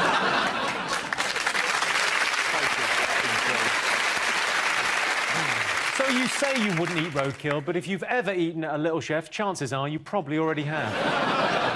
And the winner is the name of our final round, and here is your question. Worst thing about camping? What do you think, Sean? You can't pretend you're out when the Jehovah's Witnesses come round. So they can see the silhouette. They can see the silhouette of you creeping round inside the tent. Earlier this year, I went with a few friends to the French Alps for some camping and mountain hiking. So, and there was two downsides to that holiday. One was camping, the other one was the walking. So, I mean, mountain walking, that's a strange one, because, I mean, if it really was that good, I mean, why is no other fucker doing it? Helen, have you ever been camping? I've always wanted to go camping, actually, because I thought, you know, go with your boyfriend camping, it might be kind of romantic, but, you know, you just get like, frizzy hair, you can't shower properly. I'm not really a big fan, to be honest with you. There's a thing called glamping now. I know, that sounds really cool. Which is camping, but it's like you're staying in a super posh tent with a bed in it. That's basically like a hotel. Would you do that? But that isn't proper camping. No, you know? but on the plus side, it's nice. Sean, you go camping quite a lot. What do you like about it? What do I like about it? What's the attraction? It's cheap. No, I like going to the toilet and everyone knows what you're going to do. A toilet roll in your hand. Because it's weird telling people on the way. Yeah. In a regular hotel, I'll stop people and say, "You'll never guess where I'm going." But I haven't got a toilet roll to prove it. I just need to walk around, go past every tent, go, oh, I've got my toilet roll here, and I'm headed over there. I think we know what's going on. Yeah. Everybody, me, off the telly, I'm going to the toilet. John, do you go camping? No. No, I've tried it. I like the idea of being in the wilderness, but then I find out how scared I am of everything. Everything pretty much from a worm upwards. I'm pretty shit scared of. Sleeping in a wet, don't like that. And just the general loneliness. The general loneliness? How's that different from home? Because there's a telly at home and I can have the voices. Put my DVD on and pretend, oh, I'm going to sleep in my bar in New York. Where everybody knows my name. You were close before with sleeping in the wet. The weather. The right answer. That's simple. Yes, the worst thing about camping is bad weather. I love going camping in a tent made of bricks shaped like a hotel. I think the worst thing about camping is the bit where Paul Gascoigne turns up with half a roast chicken and a fishing rod. Well, that sound tells me it's the end of the round and the end of the show, which means the final scores are Sean, Miles and Helen have 2 points, John, Alex and Henning have 6 points. Thanks to all our panellists, our wonderful studio audience, and to all of you for watching at home. That's it from us. Good night.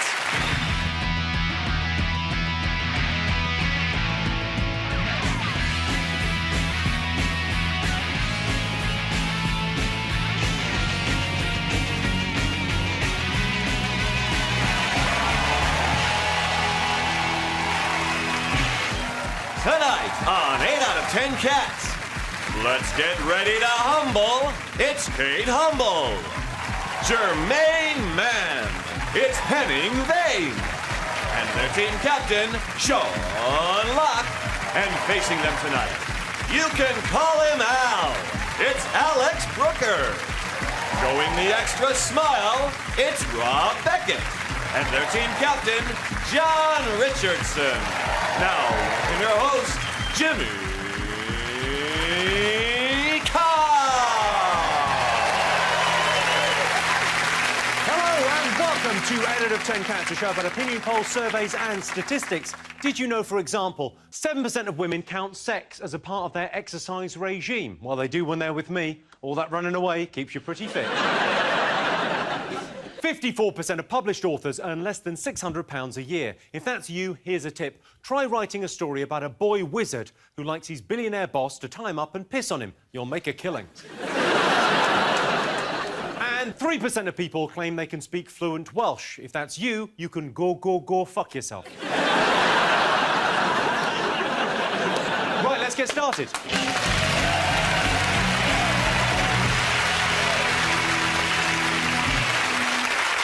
What are you talking about? That's the name of our first round. It's our panellists' job to get the British public's top 3 most popular talking points. Sean's team, what have the nation been talking about over the last week? It's probably, for some inexplicable reason, something I'm unable to grasp, but for some reason people do talk about it. Are you down a well? You sound a little bit kind of croaky. Really? Oh, is that wrong, is it? Yeah, I have got a bit of a voice issue at the moment. And the medication isn't working. And my voice is breaking, actually. It breaks when you're 13, and then it breaks again when you're 50. Go on, what have people been talking about over the last week, then? For some reason, people are fascinated by the royal trip to New Zealand. Well, it's been a huge news story. Have you not been following it? Only because I do a topical panel show. Honestly. Good answer. If I didn't do a topical panel show, I wouldn't know where the fuck they are. Also, the other thing I'd like to say is... What a wonderful world. Kate, have you been watching it? No. What I find absolutely extraordinary is that it seems that the British press, in fact, every member of the press thinks that they're not just doing some sort of, you know, goodwill tour or whatever it is that royals do when they go on tour. They're basically going for sex. They reckon they're going to conceive again out there because he hired out a load of tents? It's just Prince William. He's not going to go shagging while he's camping. Do you know what I mean? It's not V Festival. The other thing is that this poor girl, when the wind blows, apparently the big, nerve-wracking thing, if you're a royal on tour, is you mustn't show your pants. She's got to be very careful there. She's gone to etiquette class, I believe, to sort of learn how to get out of a car without showing anyone the royal foo-foo. Yeah. It's actually called the Busby, the Royal Busby. Henning, are the royal family, are they popular back in Germany? Since they deserted us, now no one cares about them. I was incredibly worried with baby George, that you wouldn't hear anything but stories about him, but this was the first outbreak of George mania.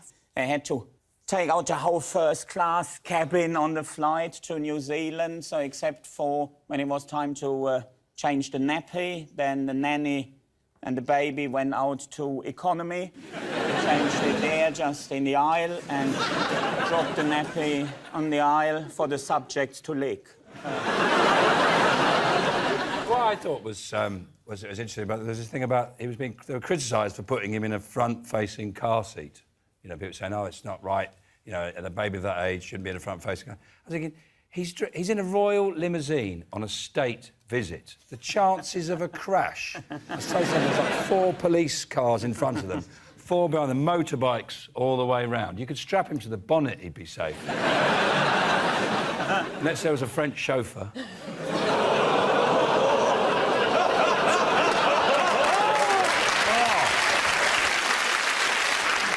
The thing the royal family do, they go out and they go to different places around the world and they get shown round. And so, Rob, if you had them in your hometown, what would you show them?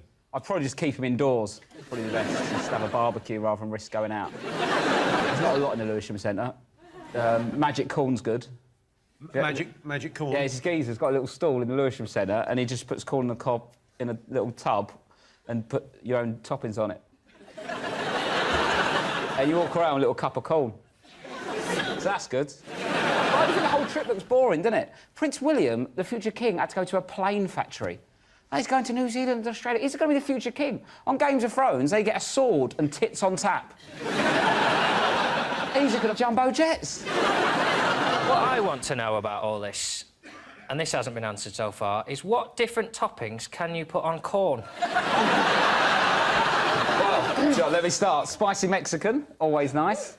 Straight up chilli. You can have plain, bit of salt, bit of pepper. One of the toppings is plain. Yeah.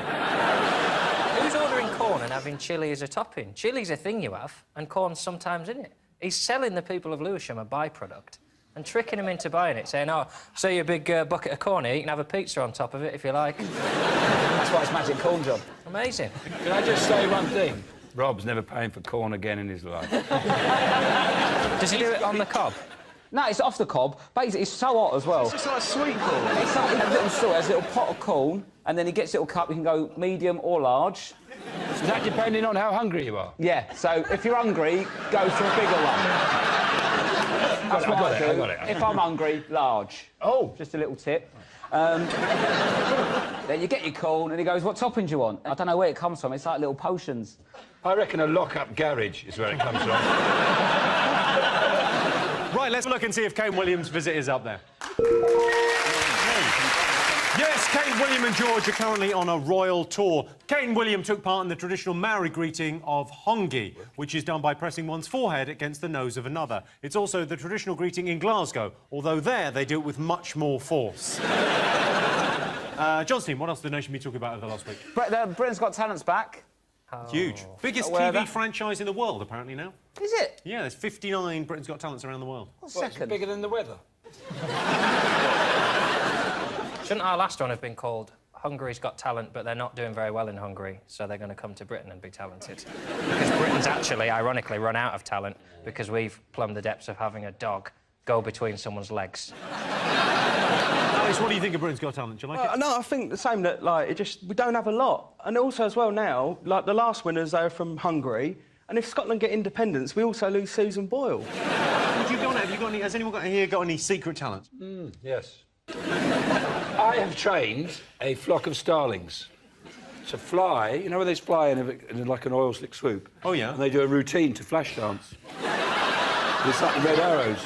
So I bring my starlings in, And then they just go, what a feeling. And they just all break off. Wow. That would be amazing. Flash dance, whatever it goes. Yeah, it's like the Batman theme, isn't it? On a banjo. Yeah. Rob, got any secret talents? I can peel a banana on my feet. How did you find that out? I wanted a banana, my hands were busy.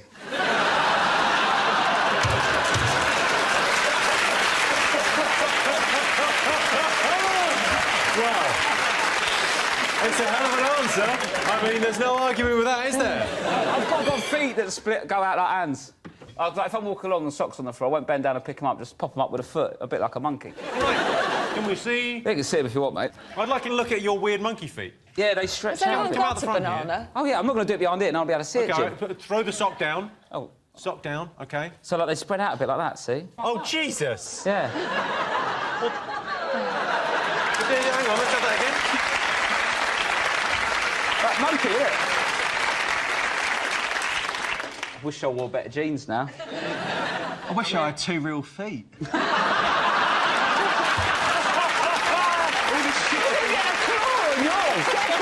I hadn't thought about that. That is a bit of a piss take for Alex, isn't it? We're basically applauding a man who hasn't evolved as much as the rest of us. You look a bit like a monkey as well. I can make it worse, look. You look a bit like a fish and a monkey. I mean, if we're on the subject, I would just shout that out. Yeah, that's fine. I'm fully aware I've got this face, and it's a lot of things going on in it. I can segment a grapefruit with my nipples. It needs to be cold, and then I pierce it on this nipple, goes really big. And then I spin it like that, and I flip this one.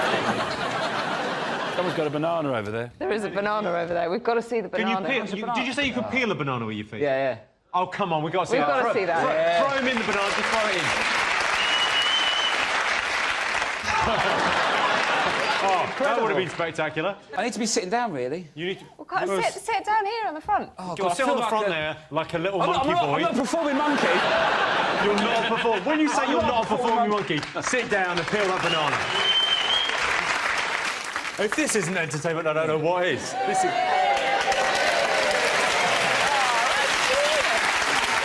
Now, are you supple enough to eat this without using your hands? Jim, do you want some banana, mate? Yeah, no, lovely, yeah. How weird's this getting?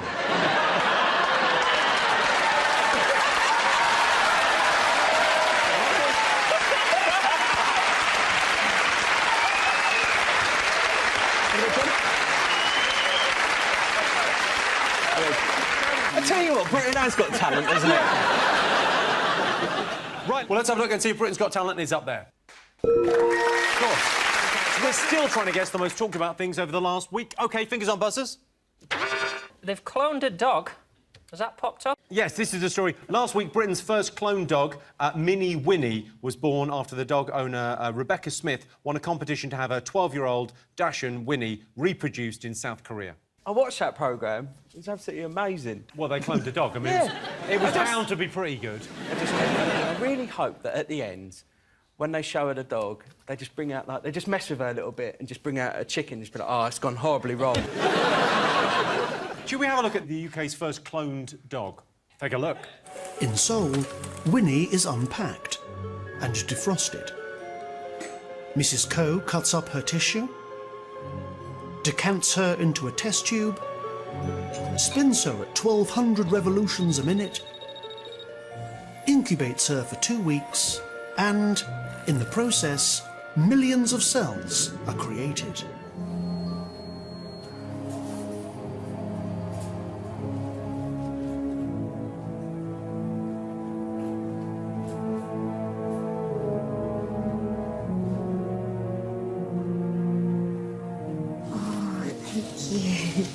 Hi, Peg.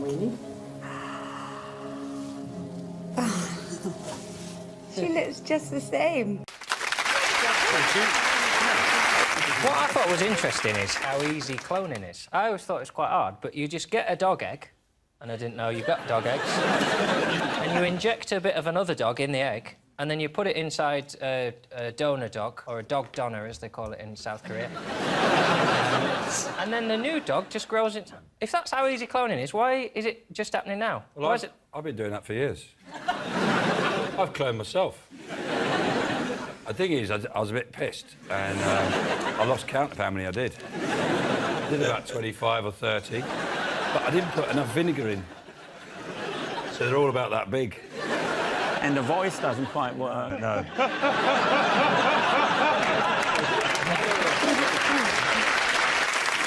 OK, you witnessed animal cloning in Australia. Yeah. What were they cloning out there? Sheep. Sheep? Yes. Right, well, valuable to clone them, because it's difficult to find two that look alike.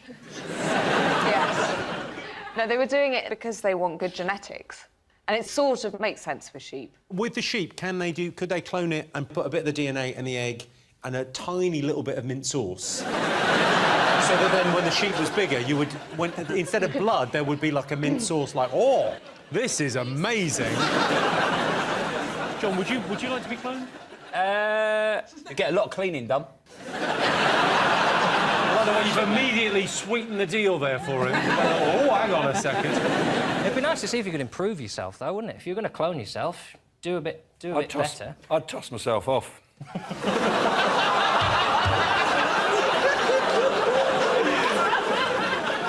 What a lovely image, Sean. The symmetry's beautiful. Do you do it in front of the mirror?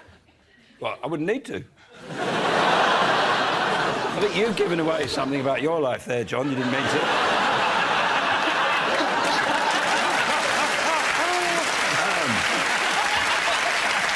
Can I just say, I didn't set out this evening to say that. Henning, would you like to be cloned? Got enough on my plate as it is. Then I have to think for someone else as well. I mean, sometimes I start... A sentence? If I had someone else to finish that sentence for me, that would be excellent, but... There isn't anyone? How much you paying this person to finish your sentences? How much you paying? If the money's right, I've got a bit of spare time over the summer. Our series is about to end. If you need some sentences finishing. Well, I'm currently writing my Edinburgh show. I can send you a script as it is, and if you just write the 3/4 that are missing, they're perfect. OK, all right, well, Henning, why don't you start a sentence? Just start a sentence, we'll get John to finish it. That shouldn't be a problem. I'm not very good at starting sentences, either. I think the free word has got a lot of challenges on its hands, such as... The overuse of the phrase...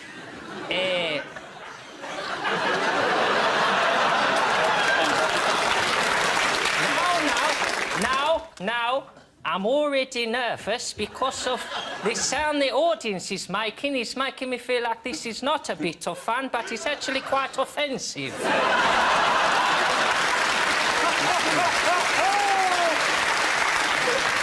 If I ever want to speak Italian, John's certainly the first man to ask. Well, I can tell you that's not one of the most talked about things over the last week, but Britain's first clone dog has been created in South Korea. When asked how the dog was coming along, the South Korean scientists responded, what dog?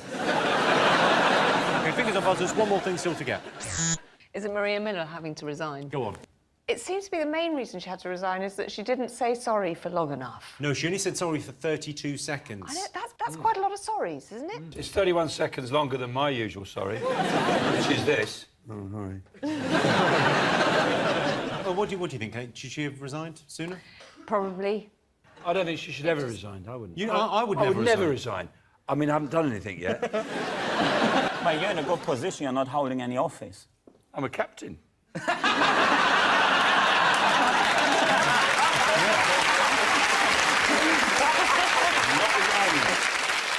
Well, I bet she claimed like £90,000 for like a mortgage or whatever. She still lives with mum and dad. How much is she paying housekeep? I paid £100 a month and I thought I was getting shafted. What annoys me when I move out and go home, they still won't be unload the dishwasher. I'm a guest. One of the things she claimed for is fire logs. So she's even claimed for the logs, which she used to burn her mortgage statements so that we couldn't find out how much interest she'd overcharged us for. Incredible. She did claim £15.02 for a letter opener, which is much higher than the minimum wage. So obviously, you know, she's quite generous, really. What do you think, Henning? I'm saying something very contrary now. I think MP's getting an unfairly hard and tough deal. I think people get into politics to help society and to serve society. So she goes out there, works for the Conservative Party or whichever party it is. So has got, despite being culture secretary, fairly low public profile, out of a sudden get dragged over the hot coals for something, buying a letter opener. Well, that is office equipment. The reality is she has been working for the community for 30 years and out of a sudden is perfectly all right. Yeah, that is the reaction more people should show. That really, yeah. If there is one scandal... Sorry, Maria. Yeah, you should be. I know it's not a massive problem that she spent £15 on a letter opener, but if I can suggest where she could get a free one...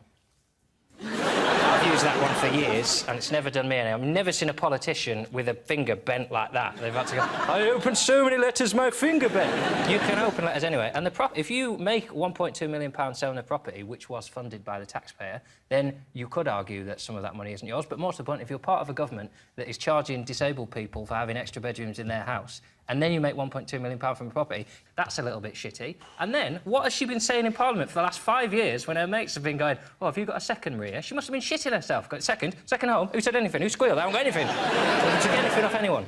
Hang on a second. Whoa, whoa, whoa. Well, no, it's my turn now. So what, they're charging my lot for... I was going to get a bigger gaff. So I'm going to have to pay tax on that? If you're claiming benefits, they'll reduce your benefits if you want a bedroom that you might not have asked for, or you might have asked to move but not be able to move, or you might need a room to keep your equipment in. Oh. What equipment have you got? Letter opener, obviously.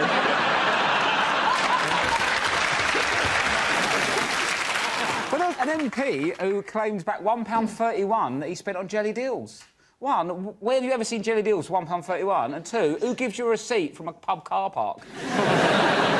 Like, Conservative MP eating jelly deals.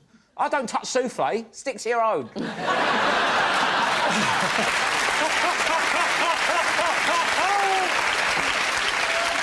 Let's have a look and see if Maria Miller's up there. Yes, Maria Miller has resigned as Culture Secretary. Maria Miller initially apologised to the House and then issued another apology, presumably to her second House. So those were the most talked about things over the last week. But in other news, Michael Gove has announced plans to make GCSEs harder. Right now, the hardest thing in the exam hall is the boys from 4C, when Madame Genevieve, the French teacher, bends over to pick up her pencil. Michael Gove wants to make the school day longer, which would mean that from now on, in a massive change, teachers would have to work up to 8 hours a year. At the end of that round, Sean, Henning and Kate have 2 points. John, Alex and Rob have 1 point. Our next round is Pick of the Polls. John Steen, pick a question. What do you want to go for? The two gentlemen fighting in the garden. Well, that's a picture from Game of Thrones. The new series of Game of Thrones started last week with record-breaking viewing figures. So we asked our studio audience, are fantasy shows just for kids? Yes or no? What do you think, John? It depends what you mean by fantasy, doesn't it, really? I'd love to be in a fantasy show. I like them. I'd like to be a little dwarf in something. Well, you are. You're a little dwarf in this. Yeah, but I don't get to talk about swords and gemstones and knights of Gurugang. I watched 10 minutes of Game of Thrones, and it was names, I don't know, names like sort of Tyrion, Lannister, Cranluff, and I felt like I was lost in Cornwall. The thing with Game of Thrones is, you watch it and it's like, it's nice scenery, then there's a couple of dragons, and you think, oh, that's all right for kids. And then that's the first minute of it, and then the rest of it is just incest, murder, and then it's like, I wouldn't let my kids watch it. I don't have any kids. What do you think, Henning? I reckon, yeah, if it's in the evening, it's for adults. Daytime TV for children. So, and I think in the morning at school they should ask, who in here has seen Game of Thrones? All the kids put their hands up or give them straight to social services.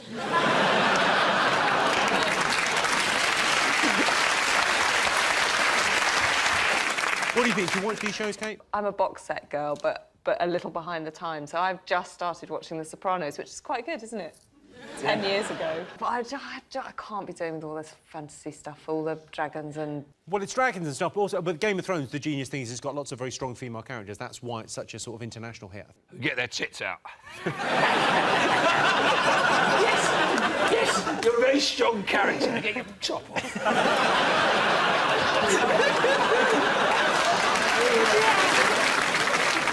So we asked our studios, are fantasy shows just for kids, yes or no? What do you think, Sean? They said no. OK. What do you think, Sean? Well, I'd like to offer Henning the chance for me to start the sentence and him to end it as me. That seems only fair. Go on. If you really want to know what I think, Jimmy, about the question of whether fantasy shows are just for kids, I'd say... They probably are.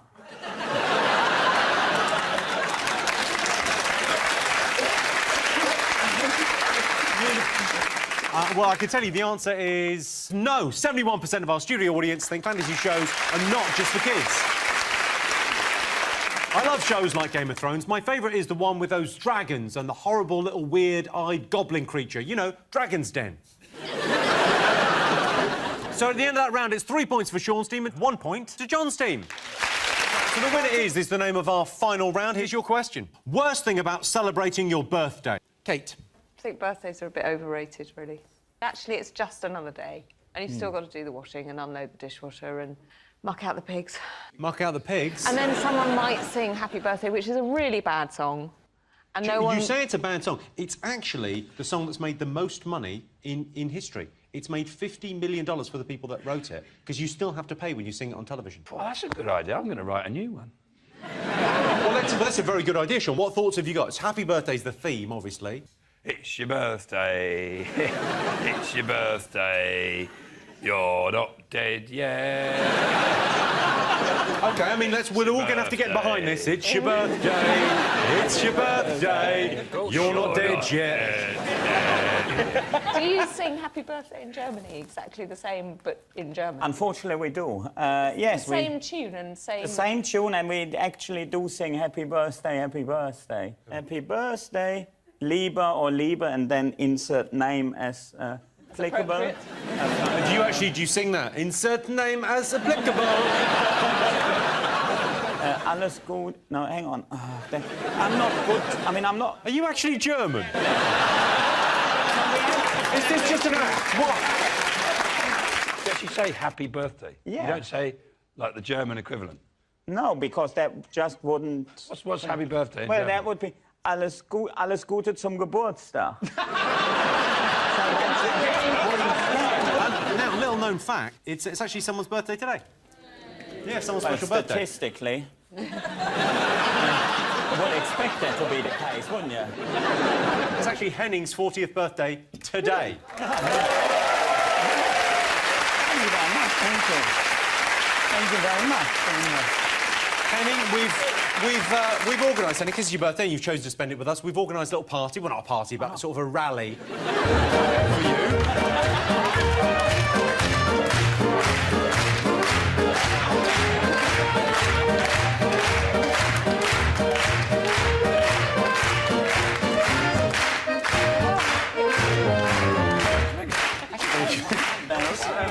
Henning Wehn, everyone, happy birthday.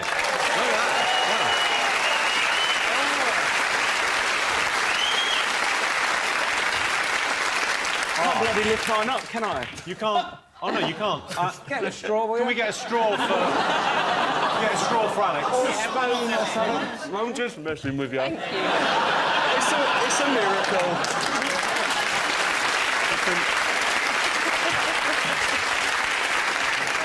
Try to do that As joke well. I remember when little Henning was... Was that funny? Because he was in the garden. When I was at school, my nickname was Fat German. If they could see me now, they'd love it. I can genuinely see that, though. You look like a fat German. Well, this seems like a traditional way to celebrate your birthday. There's beer and there's Steins. Wohlsein auf den deutschen Fußballsport. If you've just tuned in, this is an alternate future where they won the war.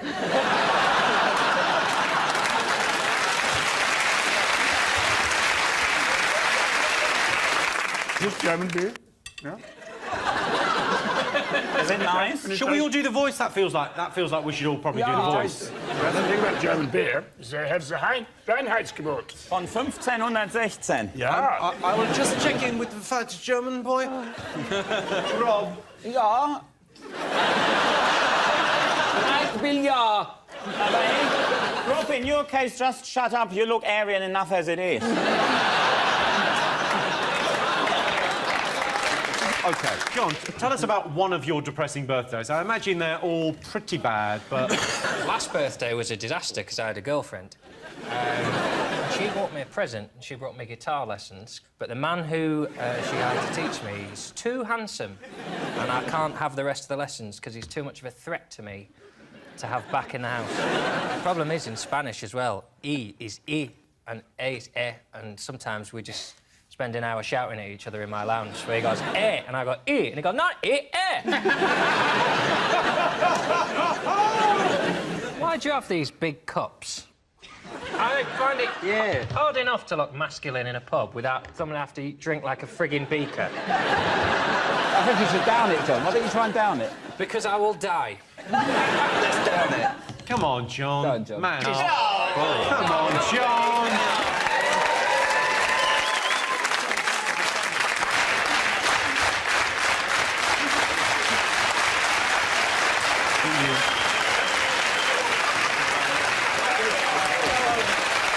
I'll be honest. Ladies and gentlemen, you started that fast clap way too soon. I would say you were a quarter of an hour early on your cue there for when to go with it. Oh, he's nearly done it. There's always editing. They can cut out the bit. Oh, that's true. Start again. But keep it nice and slow.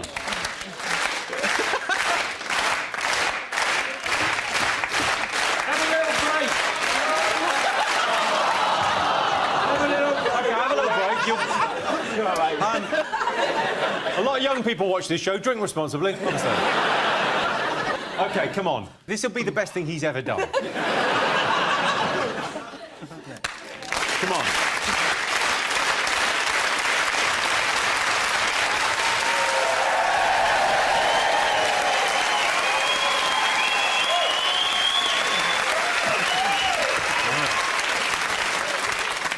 OK, I'll give you the answer.